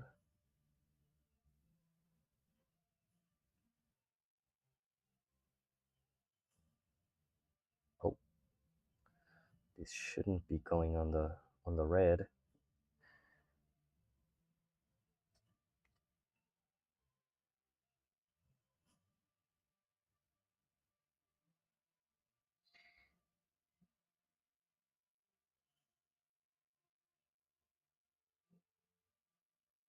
Second coat. Oh, it's not actually a second coat because I, I didn't let it left it to dry. But I think it's almost dried, so yeah. It's giving a different vibe now.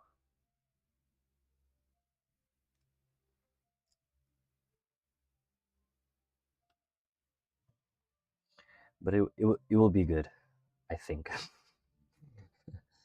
I think it'll be good.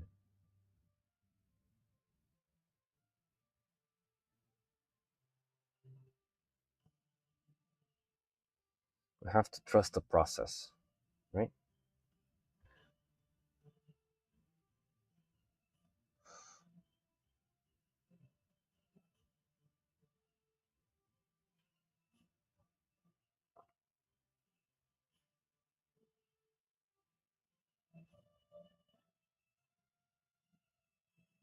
The teeth have an imperfection that I didn't notice before.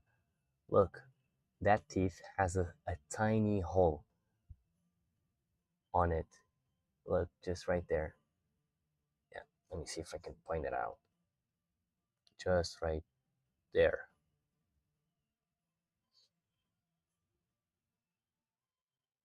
It's not bad, but it's weird. When you see it up close, it gets weird. It's a tiny imperfection from the printing. Like the resin must have been either too thick, or I missed some supports there.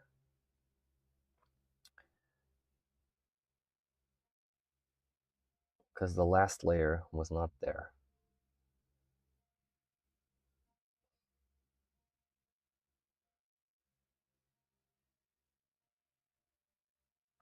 Just trying to have like the really strong brown.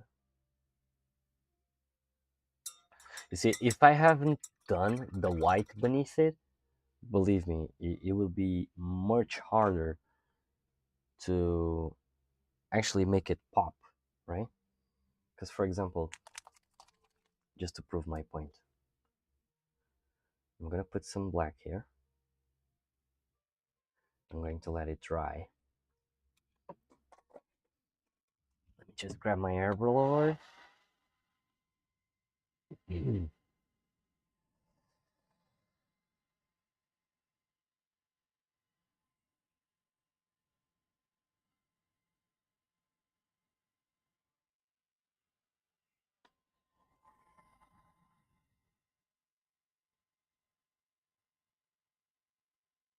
Okay, it's dry. Just fast dried. So if I am going to use like the brown, and I'll make sure my brush is loaded, as you can see. If I put it on top of the black, look, you can't almost feel or see no difference. Only when the light is hitting.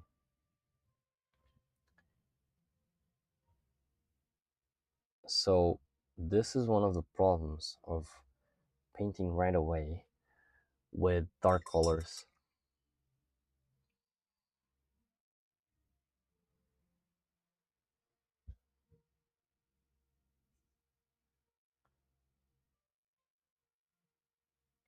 And it's something that it took me a while to understand.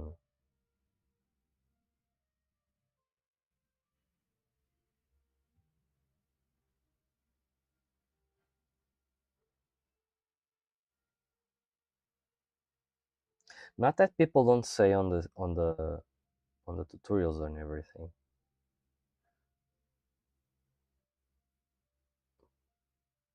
but I didn't really understood that I had to, because the layer beneath it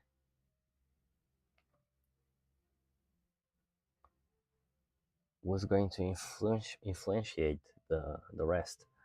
Because like I only what I always had in mind is if the paint it's not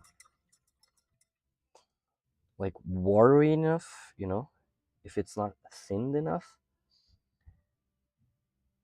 then the color beneath it won't matter. But it's not true. It's actually not true. It will matter.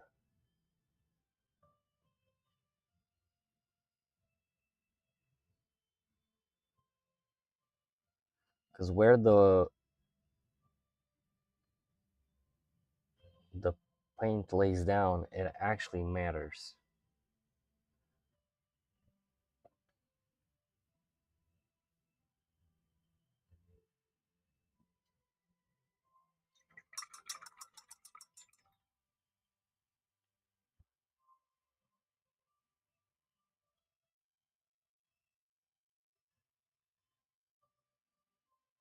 Okay. Oh shit. Nice.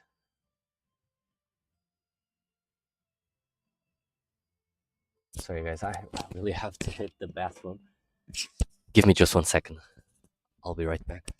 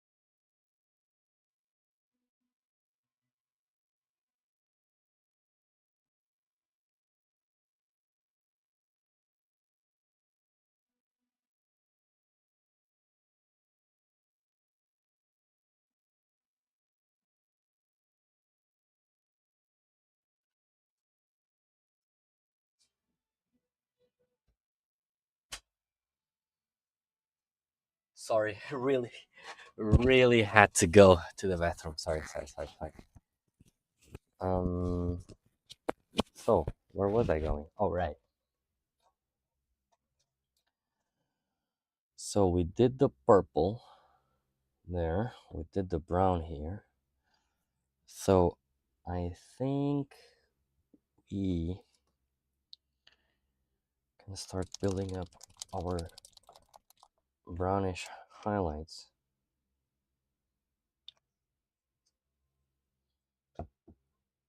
Let's put a little bit of ivory there.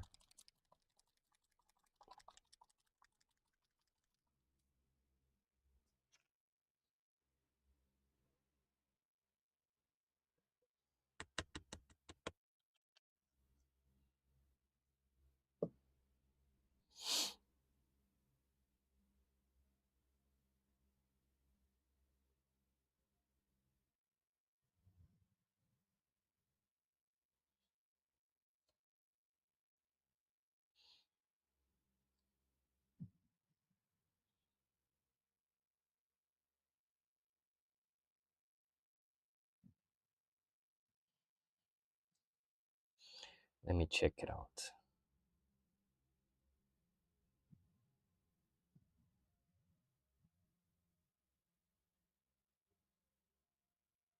I need a thinner brush because this one is too bulky.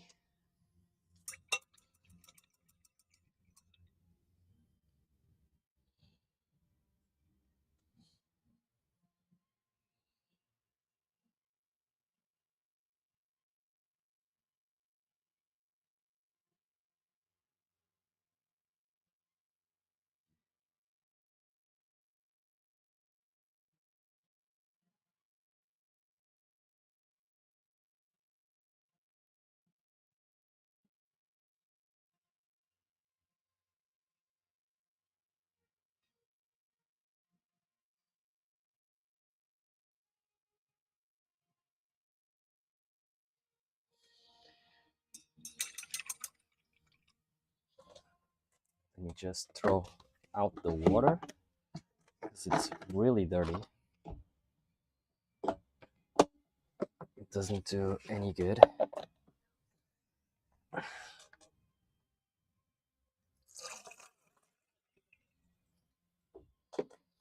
In case you're wondering, I have an exhaust system for the water.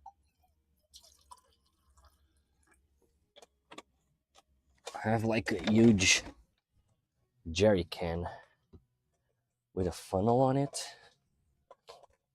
So like that I can just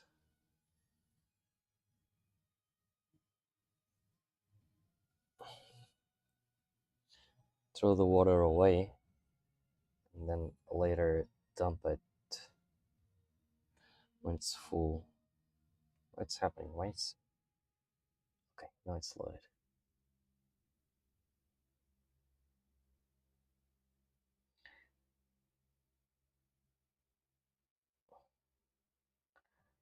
The smaller teeth don't have the taint. Like I can't be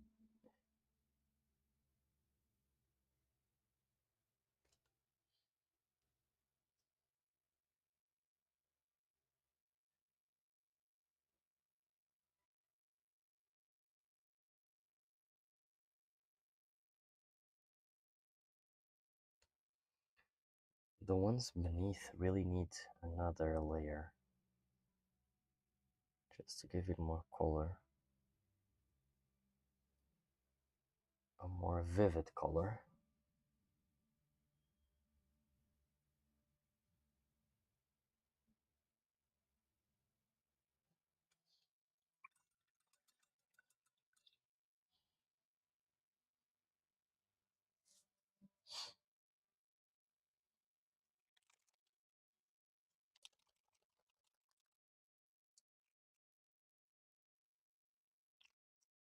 Okay, here a little bit of burnt red, just a drop of thinner.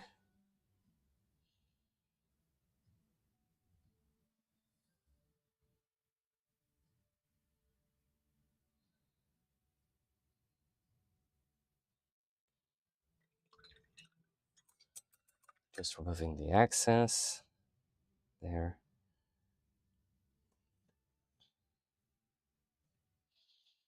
Actually, you know what? I think it's not thin enough.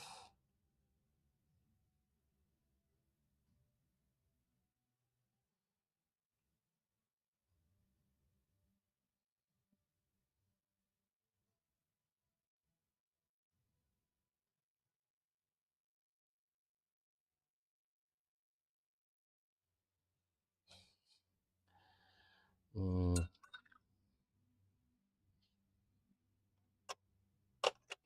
this one. I think this one is better.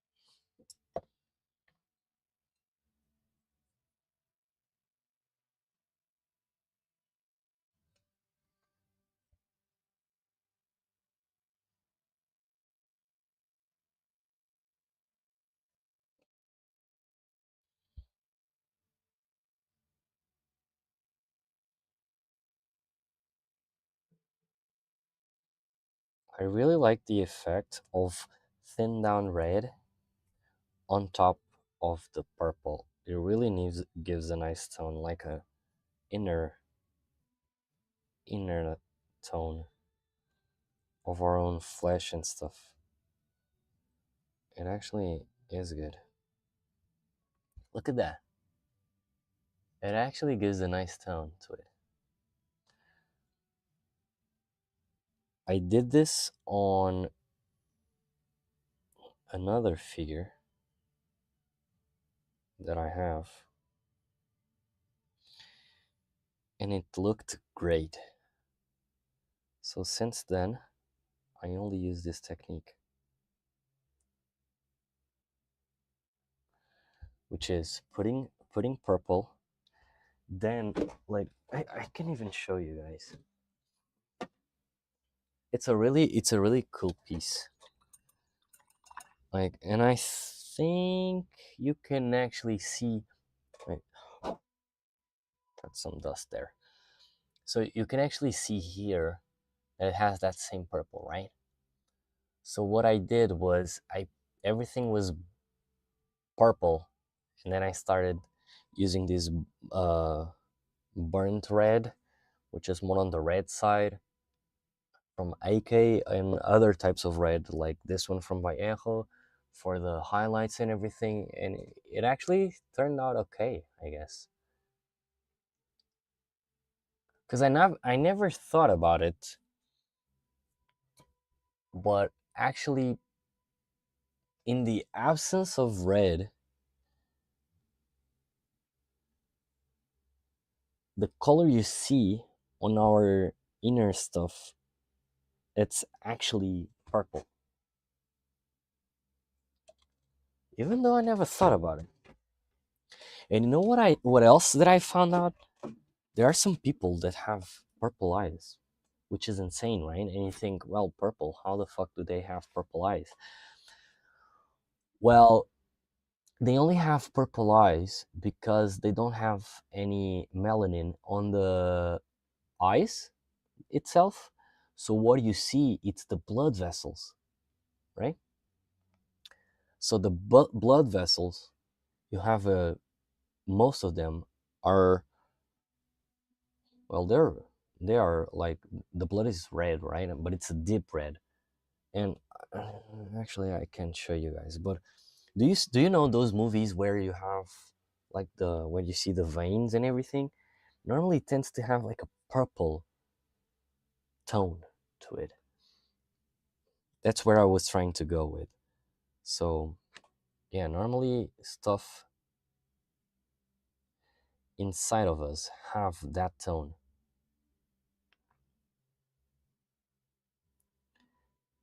It can actually resemble, the purple can actually resemble the inner parts of stuff. And it's also a good shadow for the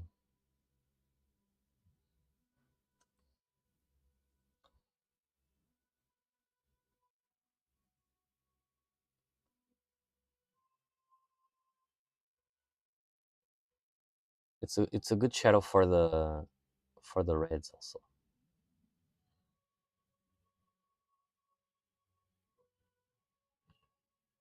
But yeah, look how the tongue instantly, even though it's just a little bit of red with the purple, look how the inner parts of the mouth already gives it a little bit of life. I think the mixture of purple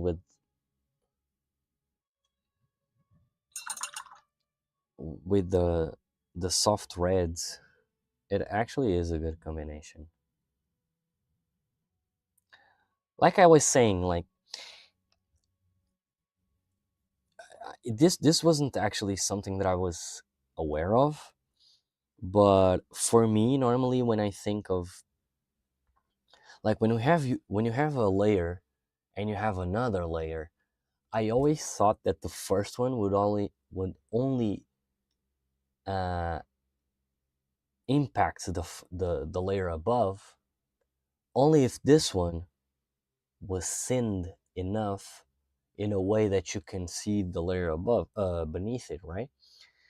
But it's actually not the case, because, for example, here I have black and I laid down brown, and you can't actually see the brown. Now, you can argue that, hey, the the thing is, the brown is too thin, right?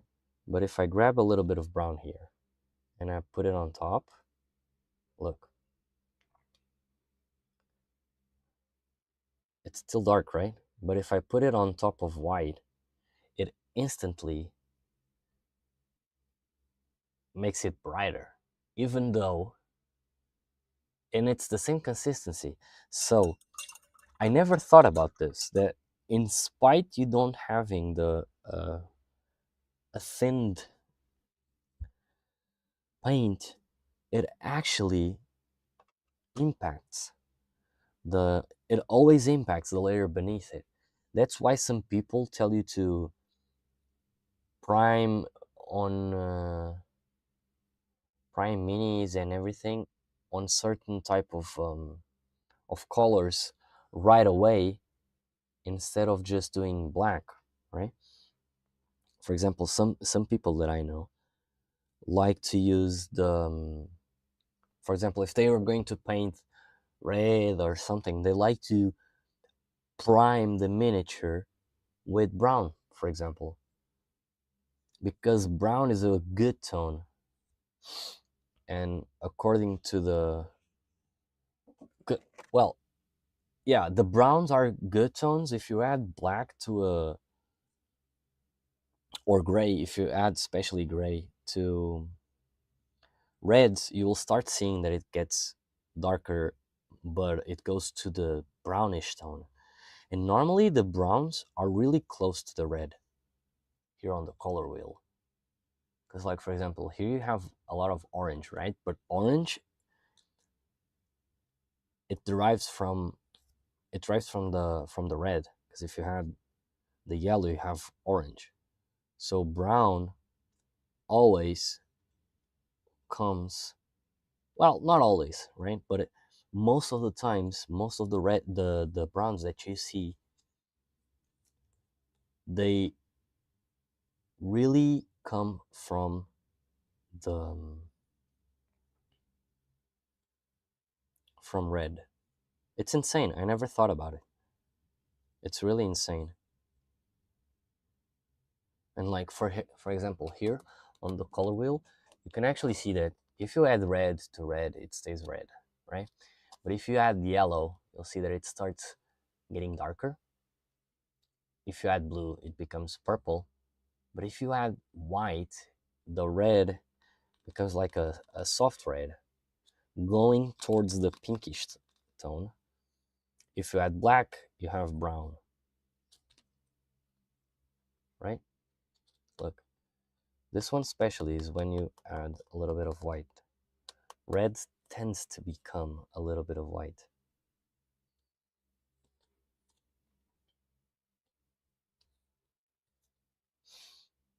And it's weird. It gets really weird. Not gonna lie. But I never thought about it.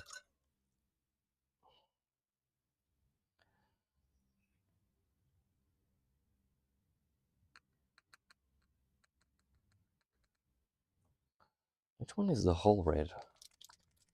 I had whole red and I forgot to use it for something else.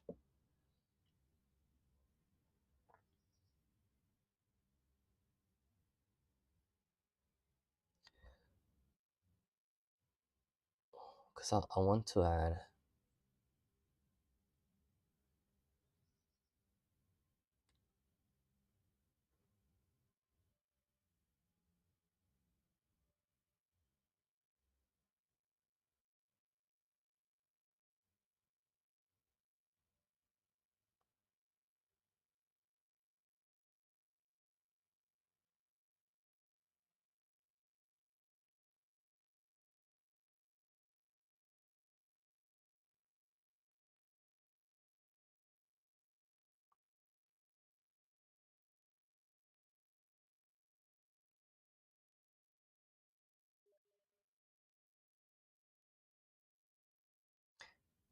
I know I have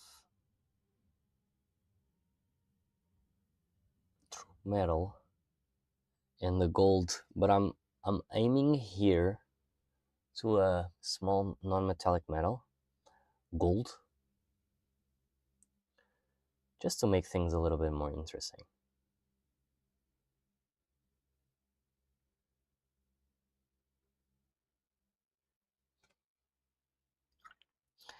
Because I think this seat it's too blend. So I wanted to add a little bit more impact to it.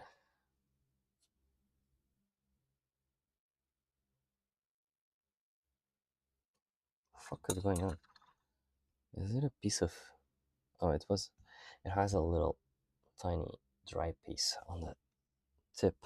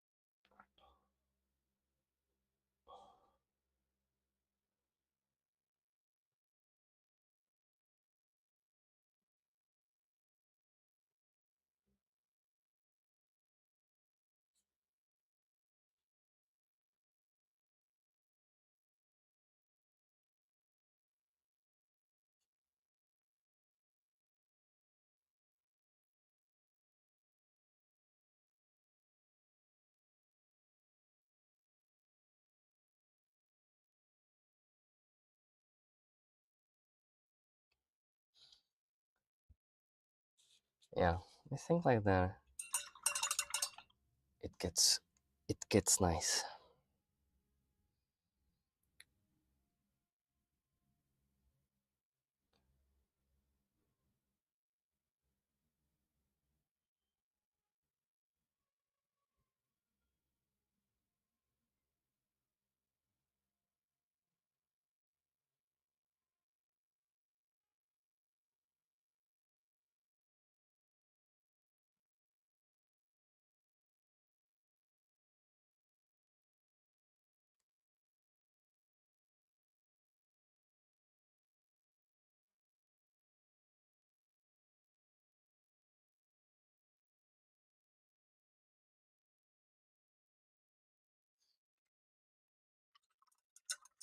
See, instantly gives another vibe to the stone.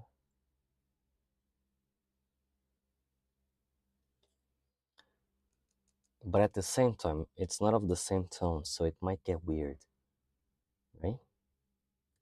It might get a little bit weird.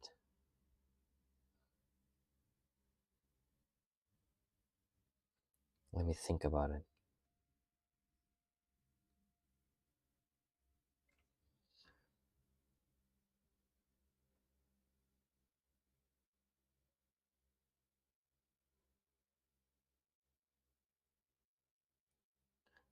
I'm thinking about it.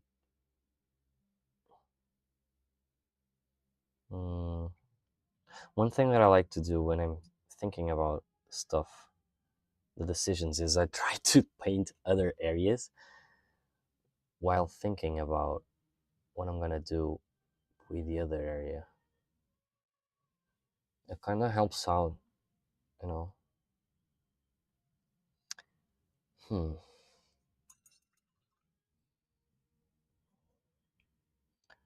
But it is a little bit of a bummer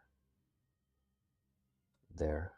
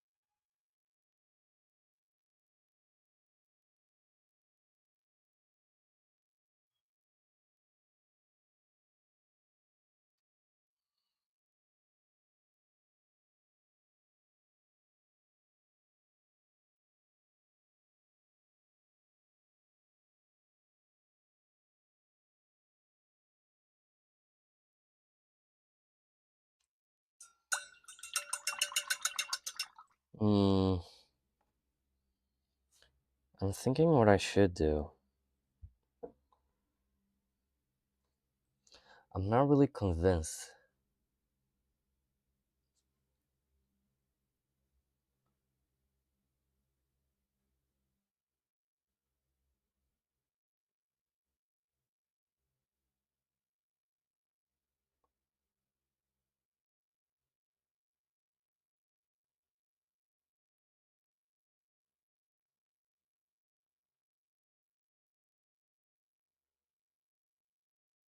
Because, like, what I'm thinking is,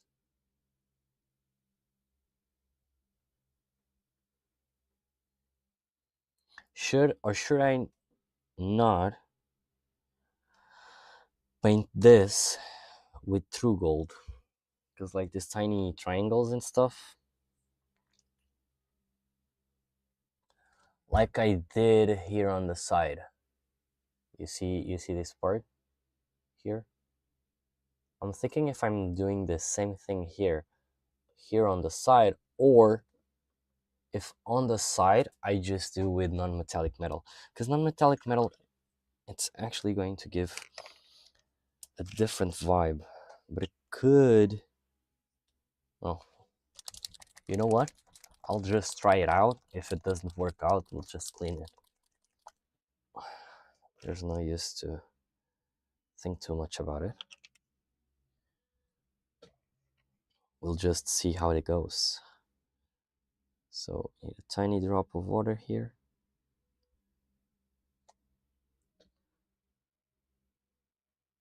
Yeah, exactly. So, light is coming from above.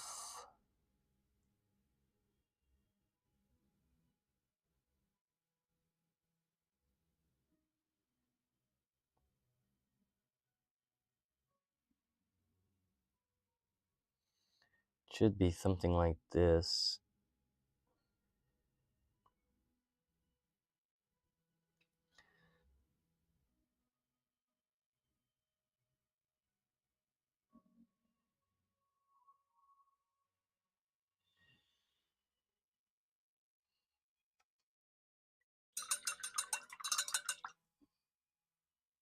I don't know if we instantly can see differences.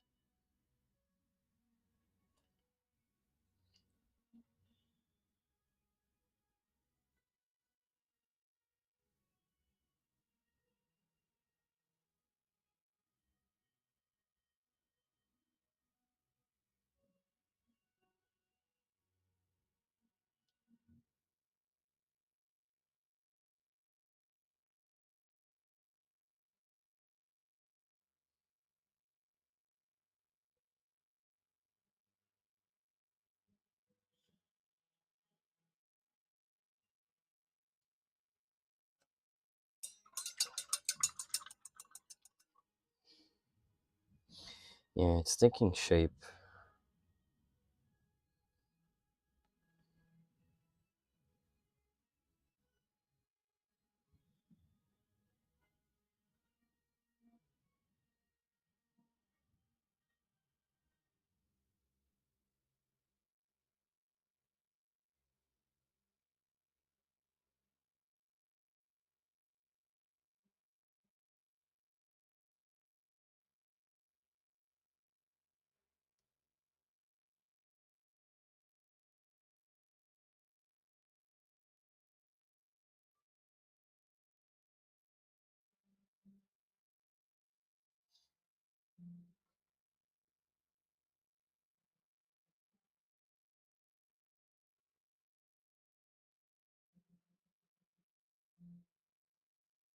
I'm just doing in every single one of them.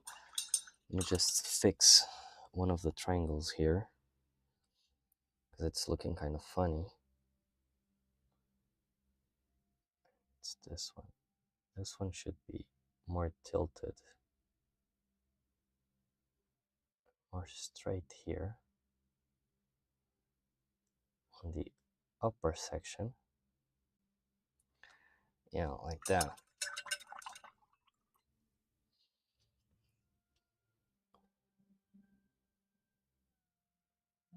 Had a dried piece again. Oh, fuck my back. Let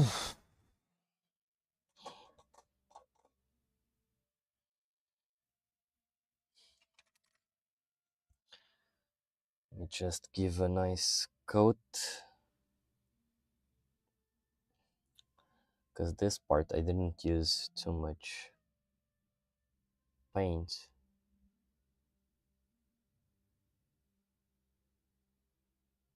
So it's really thin. If I put the yellow on it, you won't see the brown.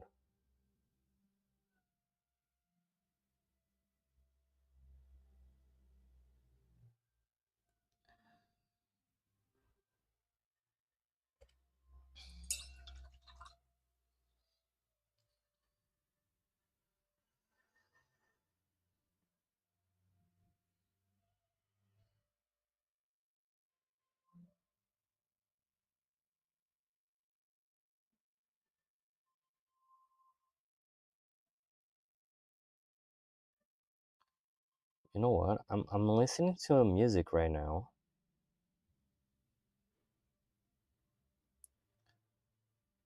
Which has a lot of vibes of Avatar, the movie, you know, of the blue guys, and now it's giving me. Now I'm getting the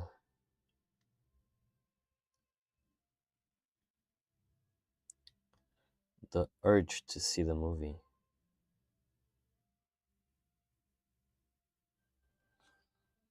So there. Is it strange?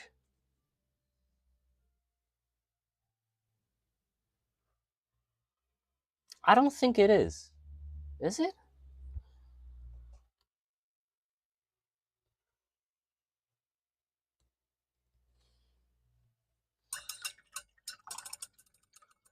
Let me give the highlight on it.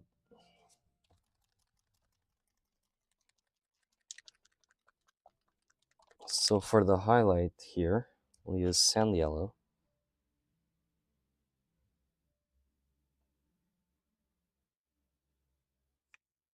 What is wrong with this?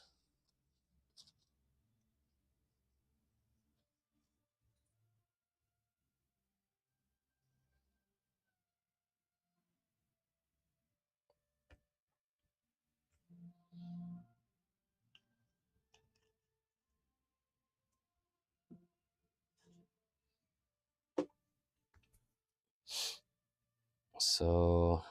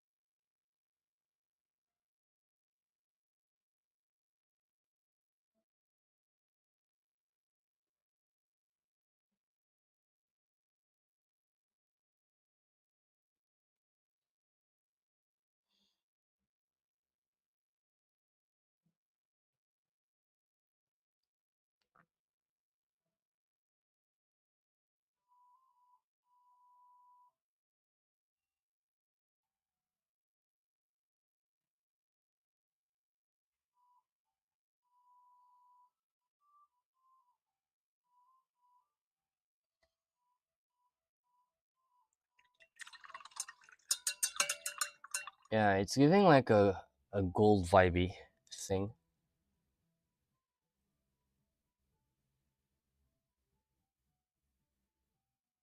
But I don't know. It seems weird.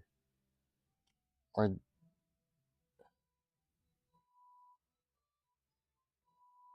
maybe it doesn't. Maybe I have too much brown. We're not gonna sweat it too much. The brush is too loaded. Okay, now we're good talking.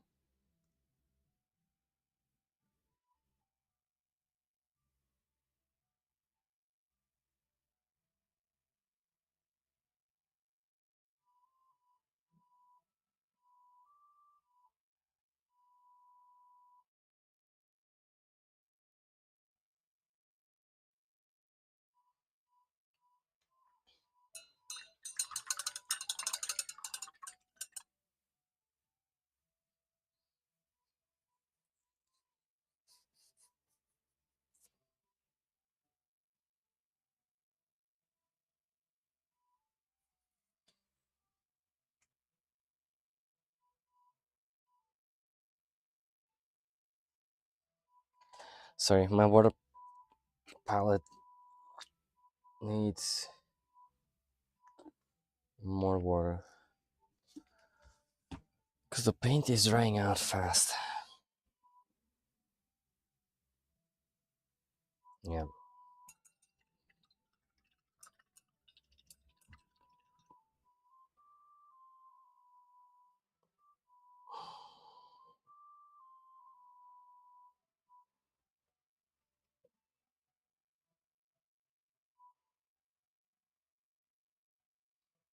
Way better.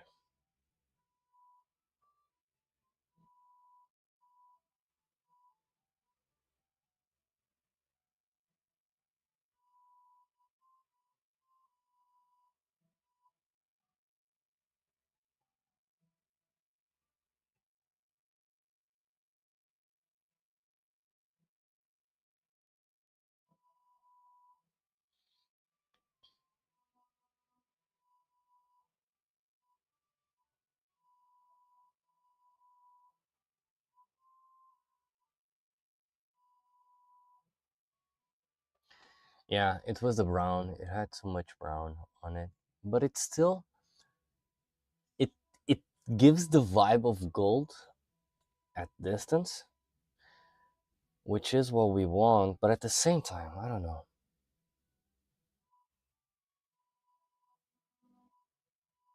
It's weird because it's not of the same tone as the other one, as the other gold, right? Because the other gold reflects in everything. So I don't think this is a good idea. we'll ditch that idea, I guess, because we want everything to be on the same scope, right?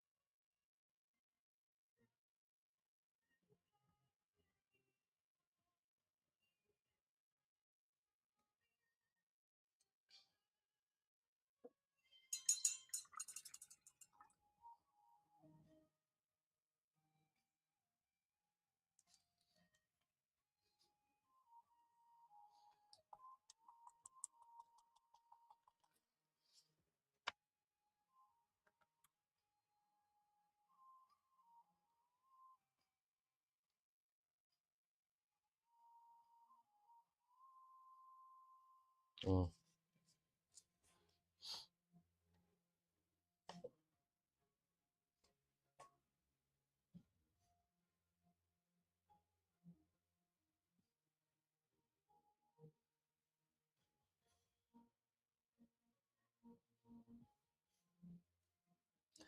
Let me just try something really quick. So I want to check something. Because I noticed that I have a small highlight just on the curvature of the scales. But like this, you can see like it's darker here and it goes towards the highlight. And now that I'm thinking about it,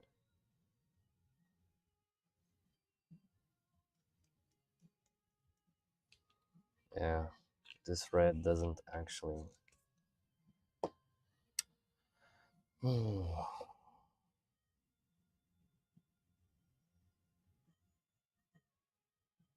it's too transparent.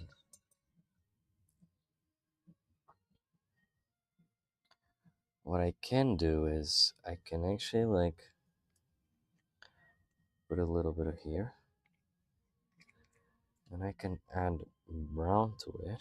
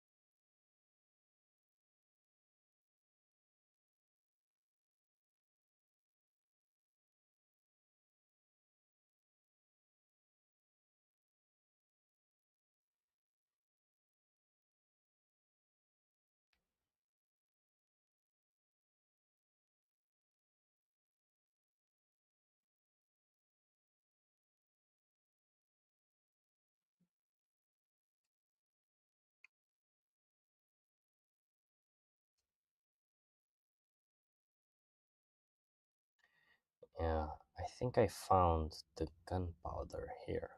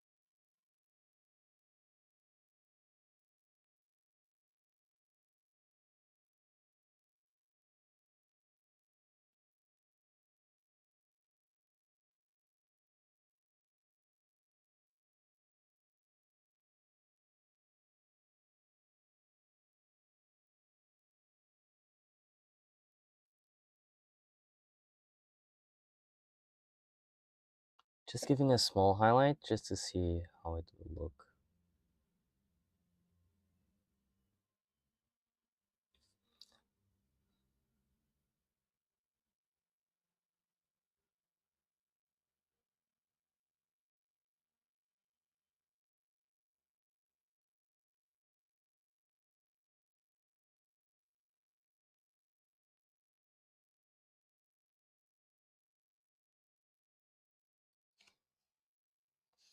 Just to have a notion.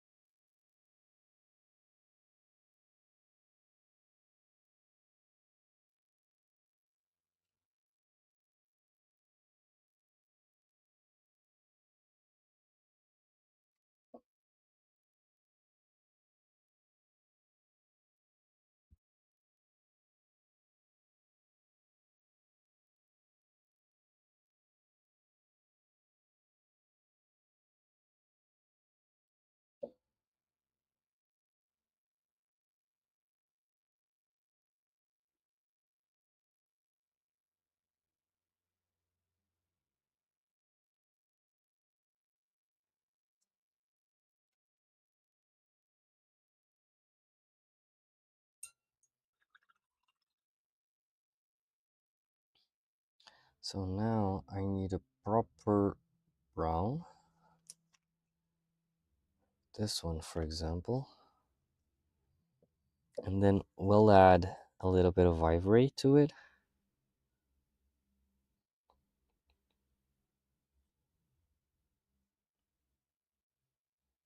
So still not what I'm looking for. Maybe this one. Because this goes more to the skin tone. And I don't want that. I want like a...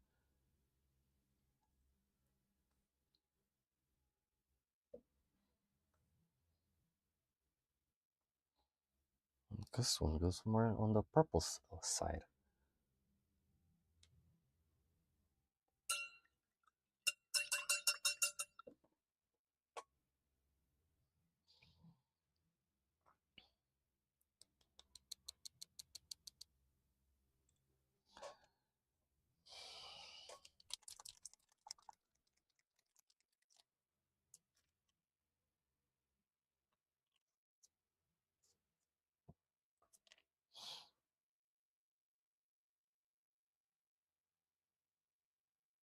Now we're talking.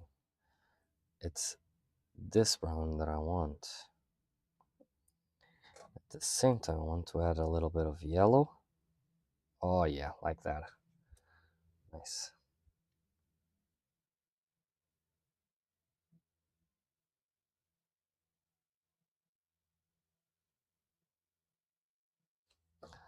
Let's add a little bit of water to it just to make the paint a little bit more diluted.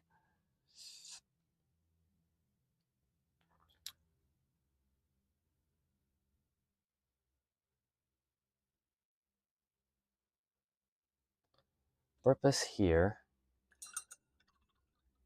is for us to do one thing that I'm not able to do with this one, but maybe...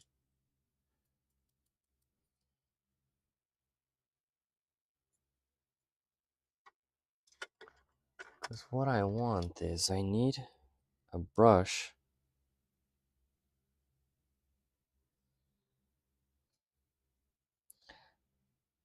that creates...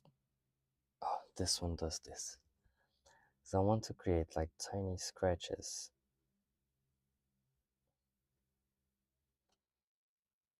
on the teeth.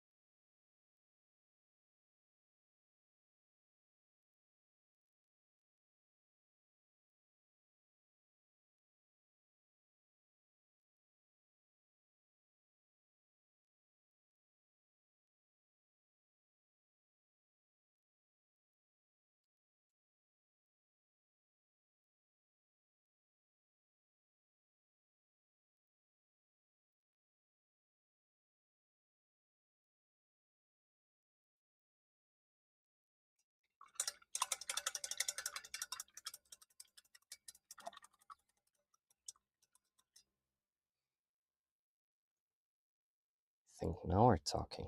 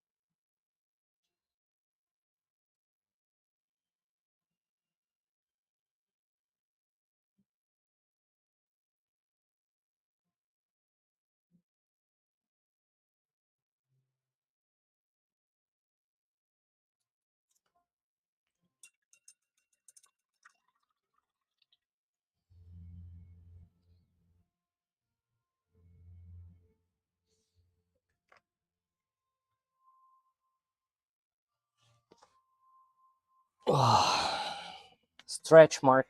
Let me just stretch real quick.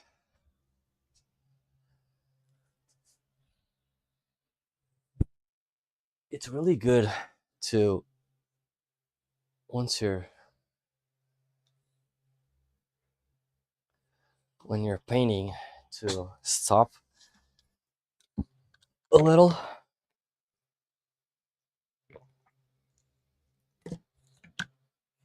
drink some water, look at stuff which are a little bit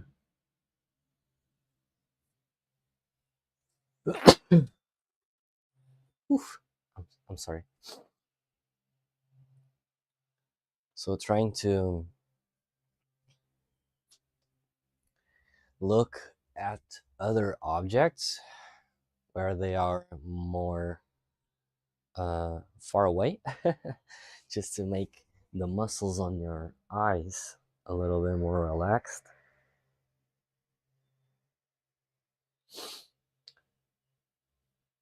You know, and at the same time, doing some stretches is also good for you when you're painting, because otherwise, from long sessions, it will start to hurt over time as the days go by. So I really recommend you guys to really be sensitive in what, when the subject is your health, right?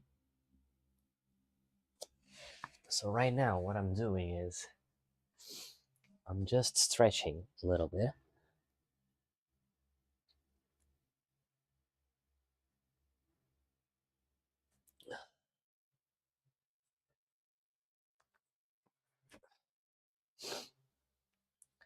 Just standing up a little bit also.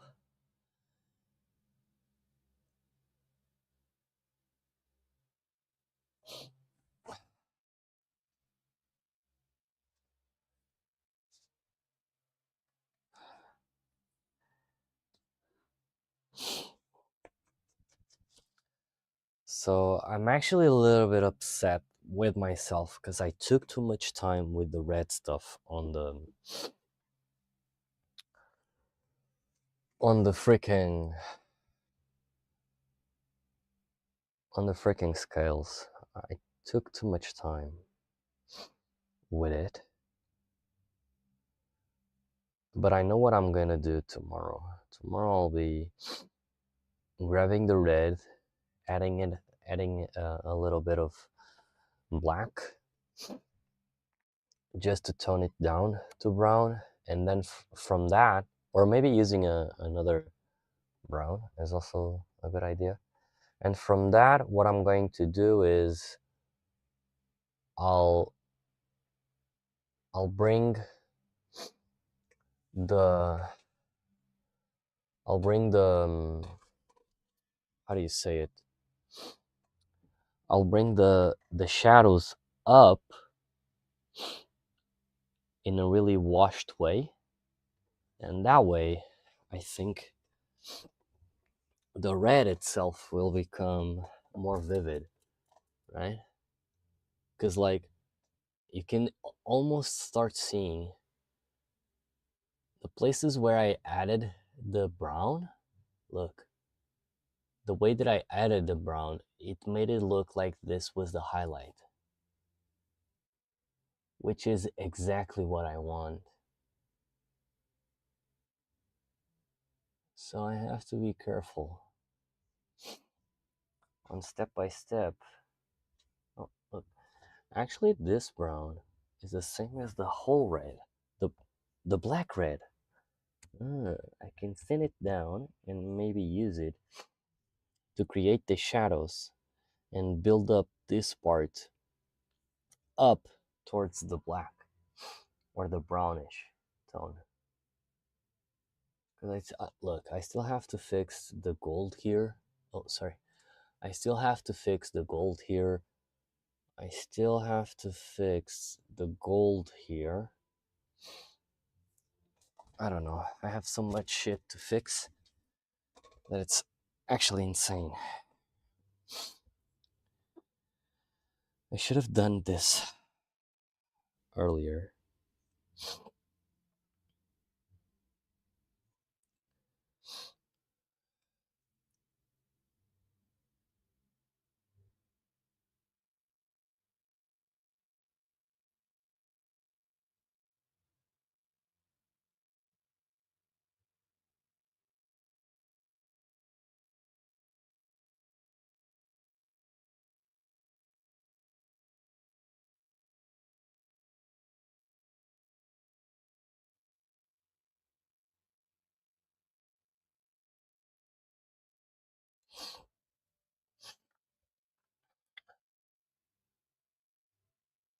It's giving it already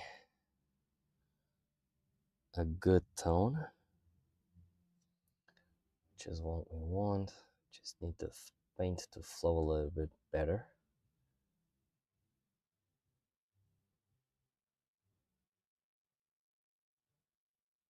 Fucking hell.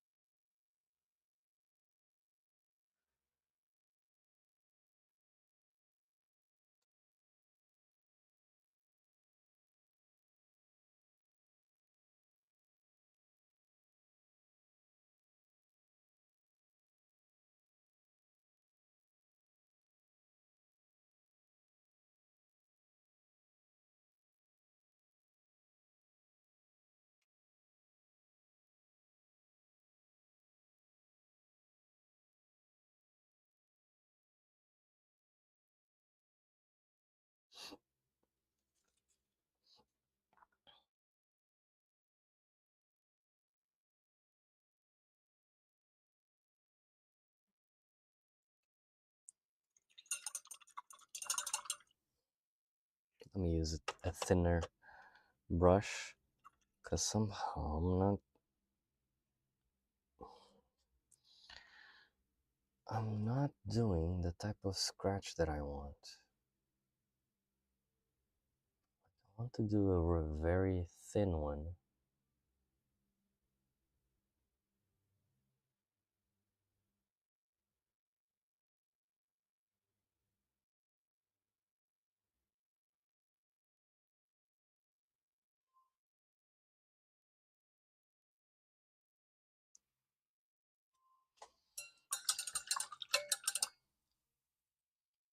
At the same time, it's the paint. The paint is drying too much, too fast.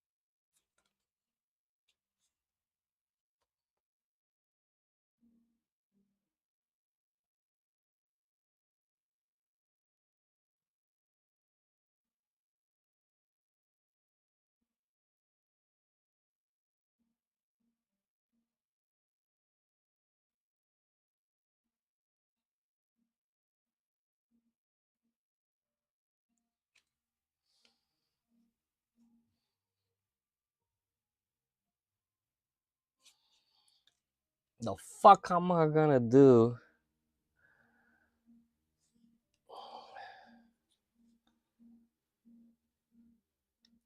I'll do it like this.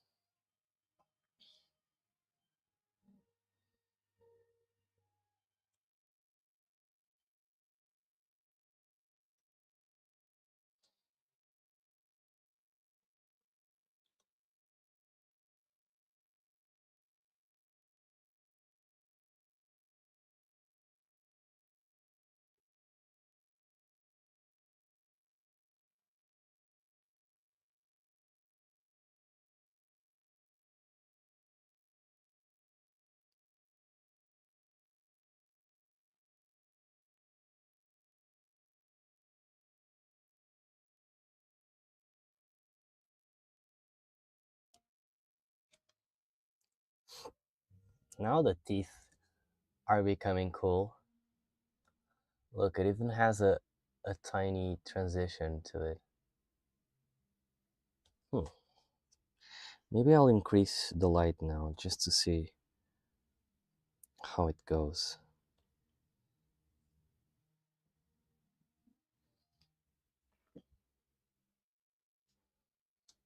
It's more intense though.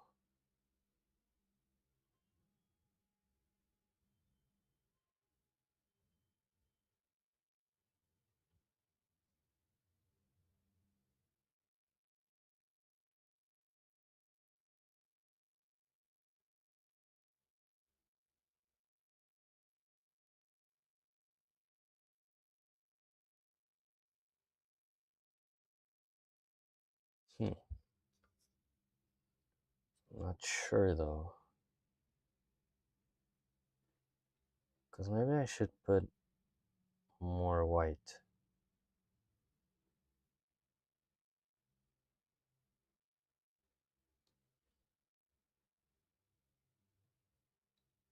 Yeah, maybe I should put more white on it.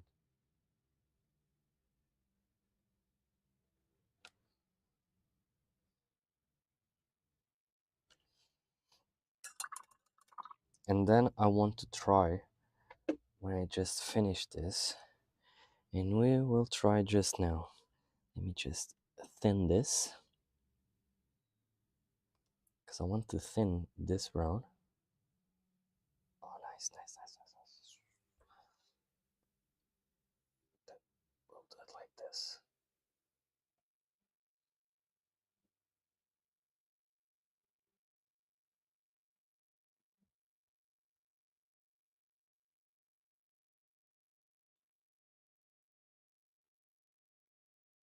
And we blend it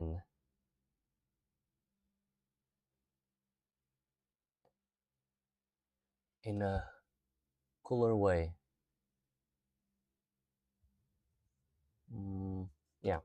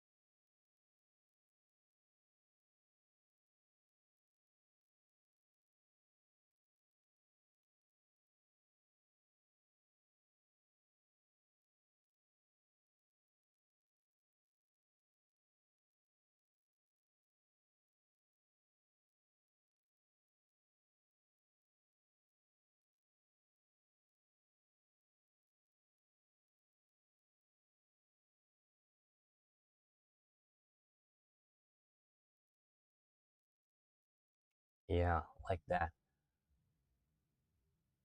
Now I think they're looking sharp. I don't think you guys can. Oh, you actually can see the true color.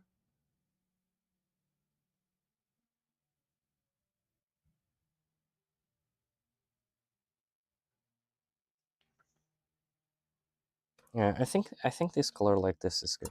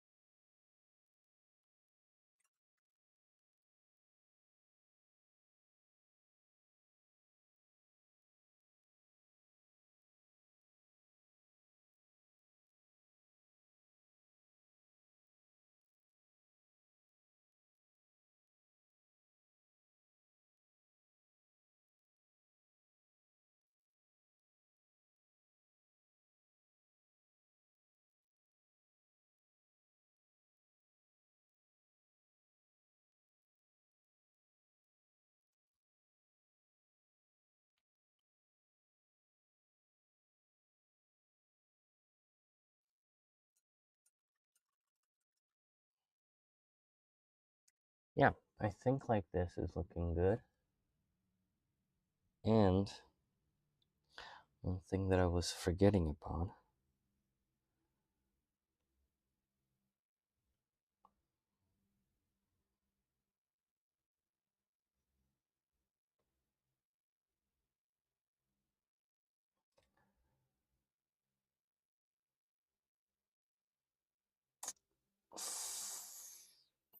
I have to be careful now.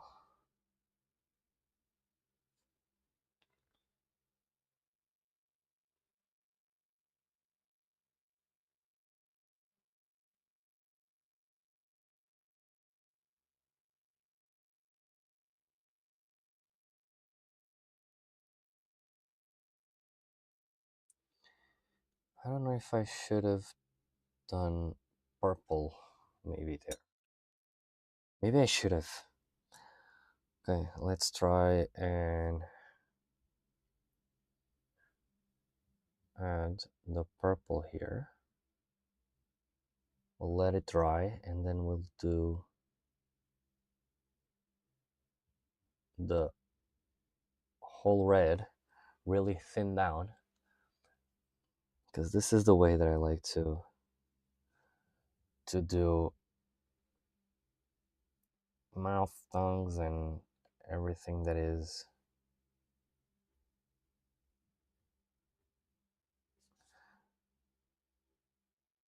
regarding the inner parts of our body.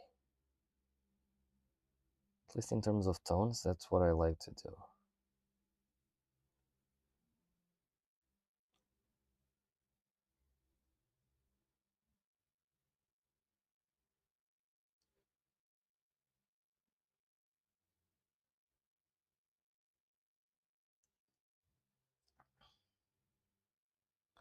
The lips. I forgot about the lips.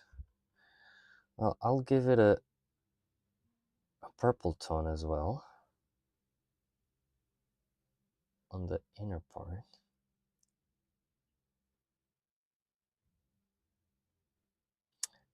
Fuck.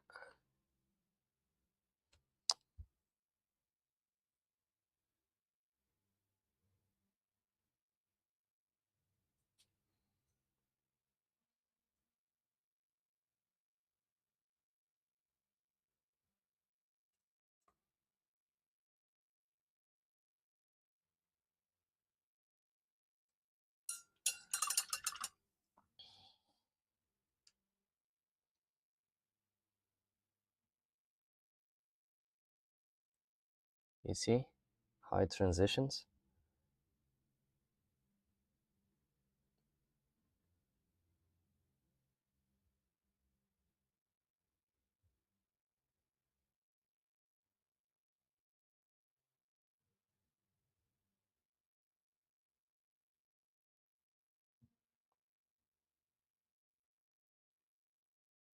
I really like the effect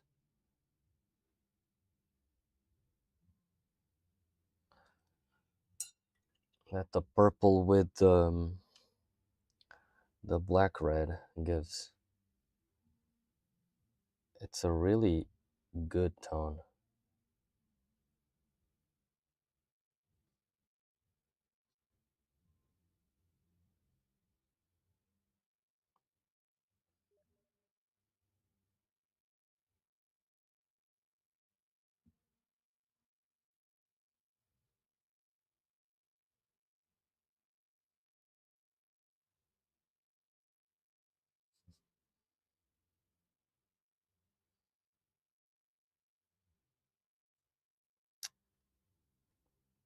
I'm rushing it and I'm fucking everything. Slow down the pace.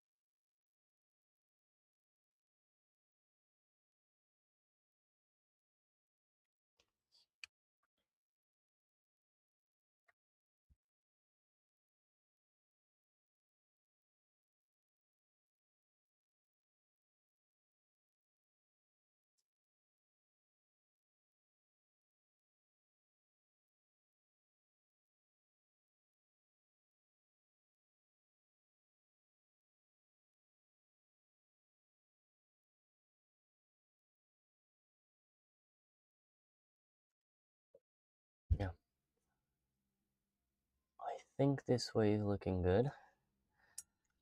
And I think I can now move towards a highlight on the tongue.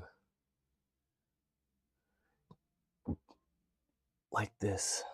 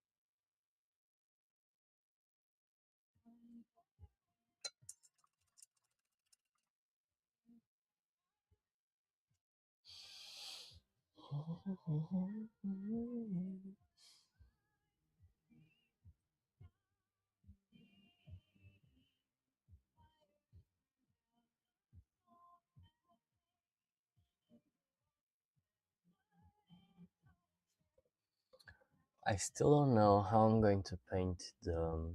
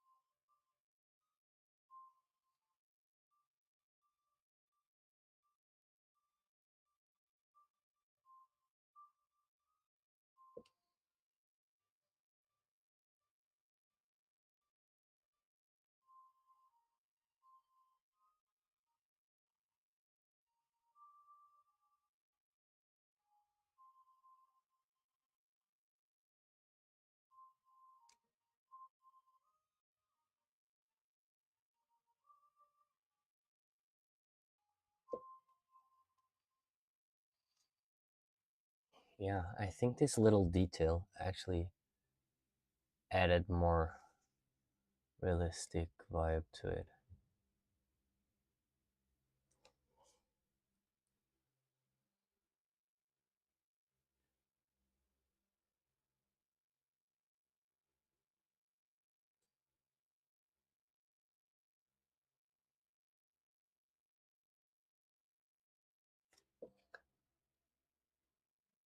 And the tongue with the wash now, it's actually looking better. I think now it's looking more like a dinosaur, right?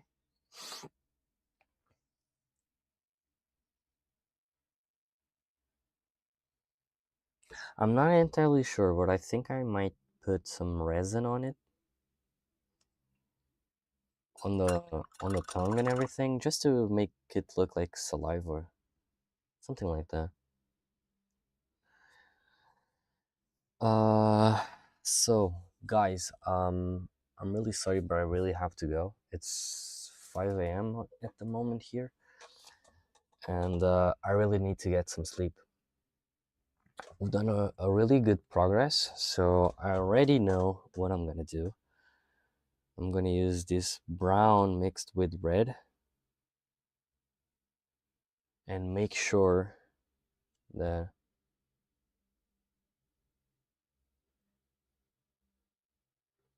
I create some good shadows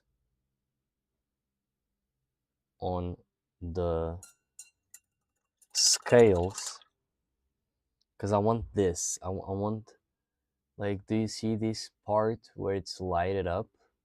I want to create some highlights like this, so I really need to tone this down, and the same thing on the head as well. On this side it's a little bit more noticeable, but I want more. I want, I want it to be more intense. So yeah, I really need to go. Guys, thank you all for watching. Thank you very, very much. If you liked, please hit the follow so you can catch me on another day. I might do a stream tomorrow. Not entirely sure, but I might do it, even though it has to be short. And yeah, I see you guys around. Have a great night.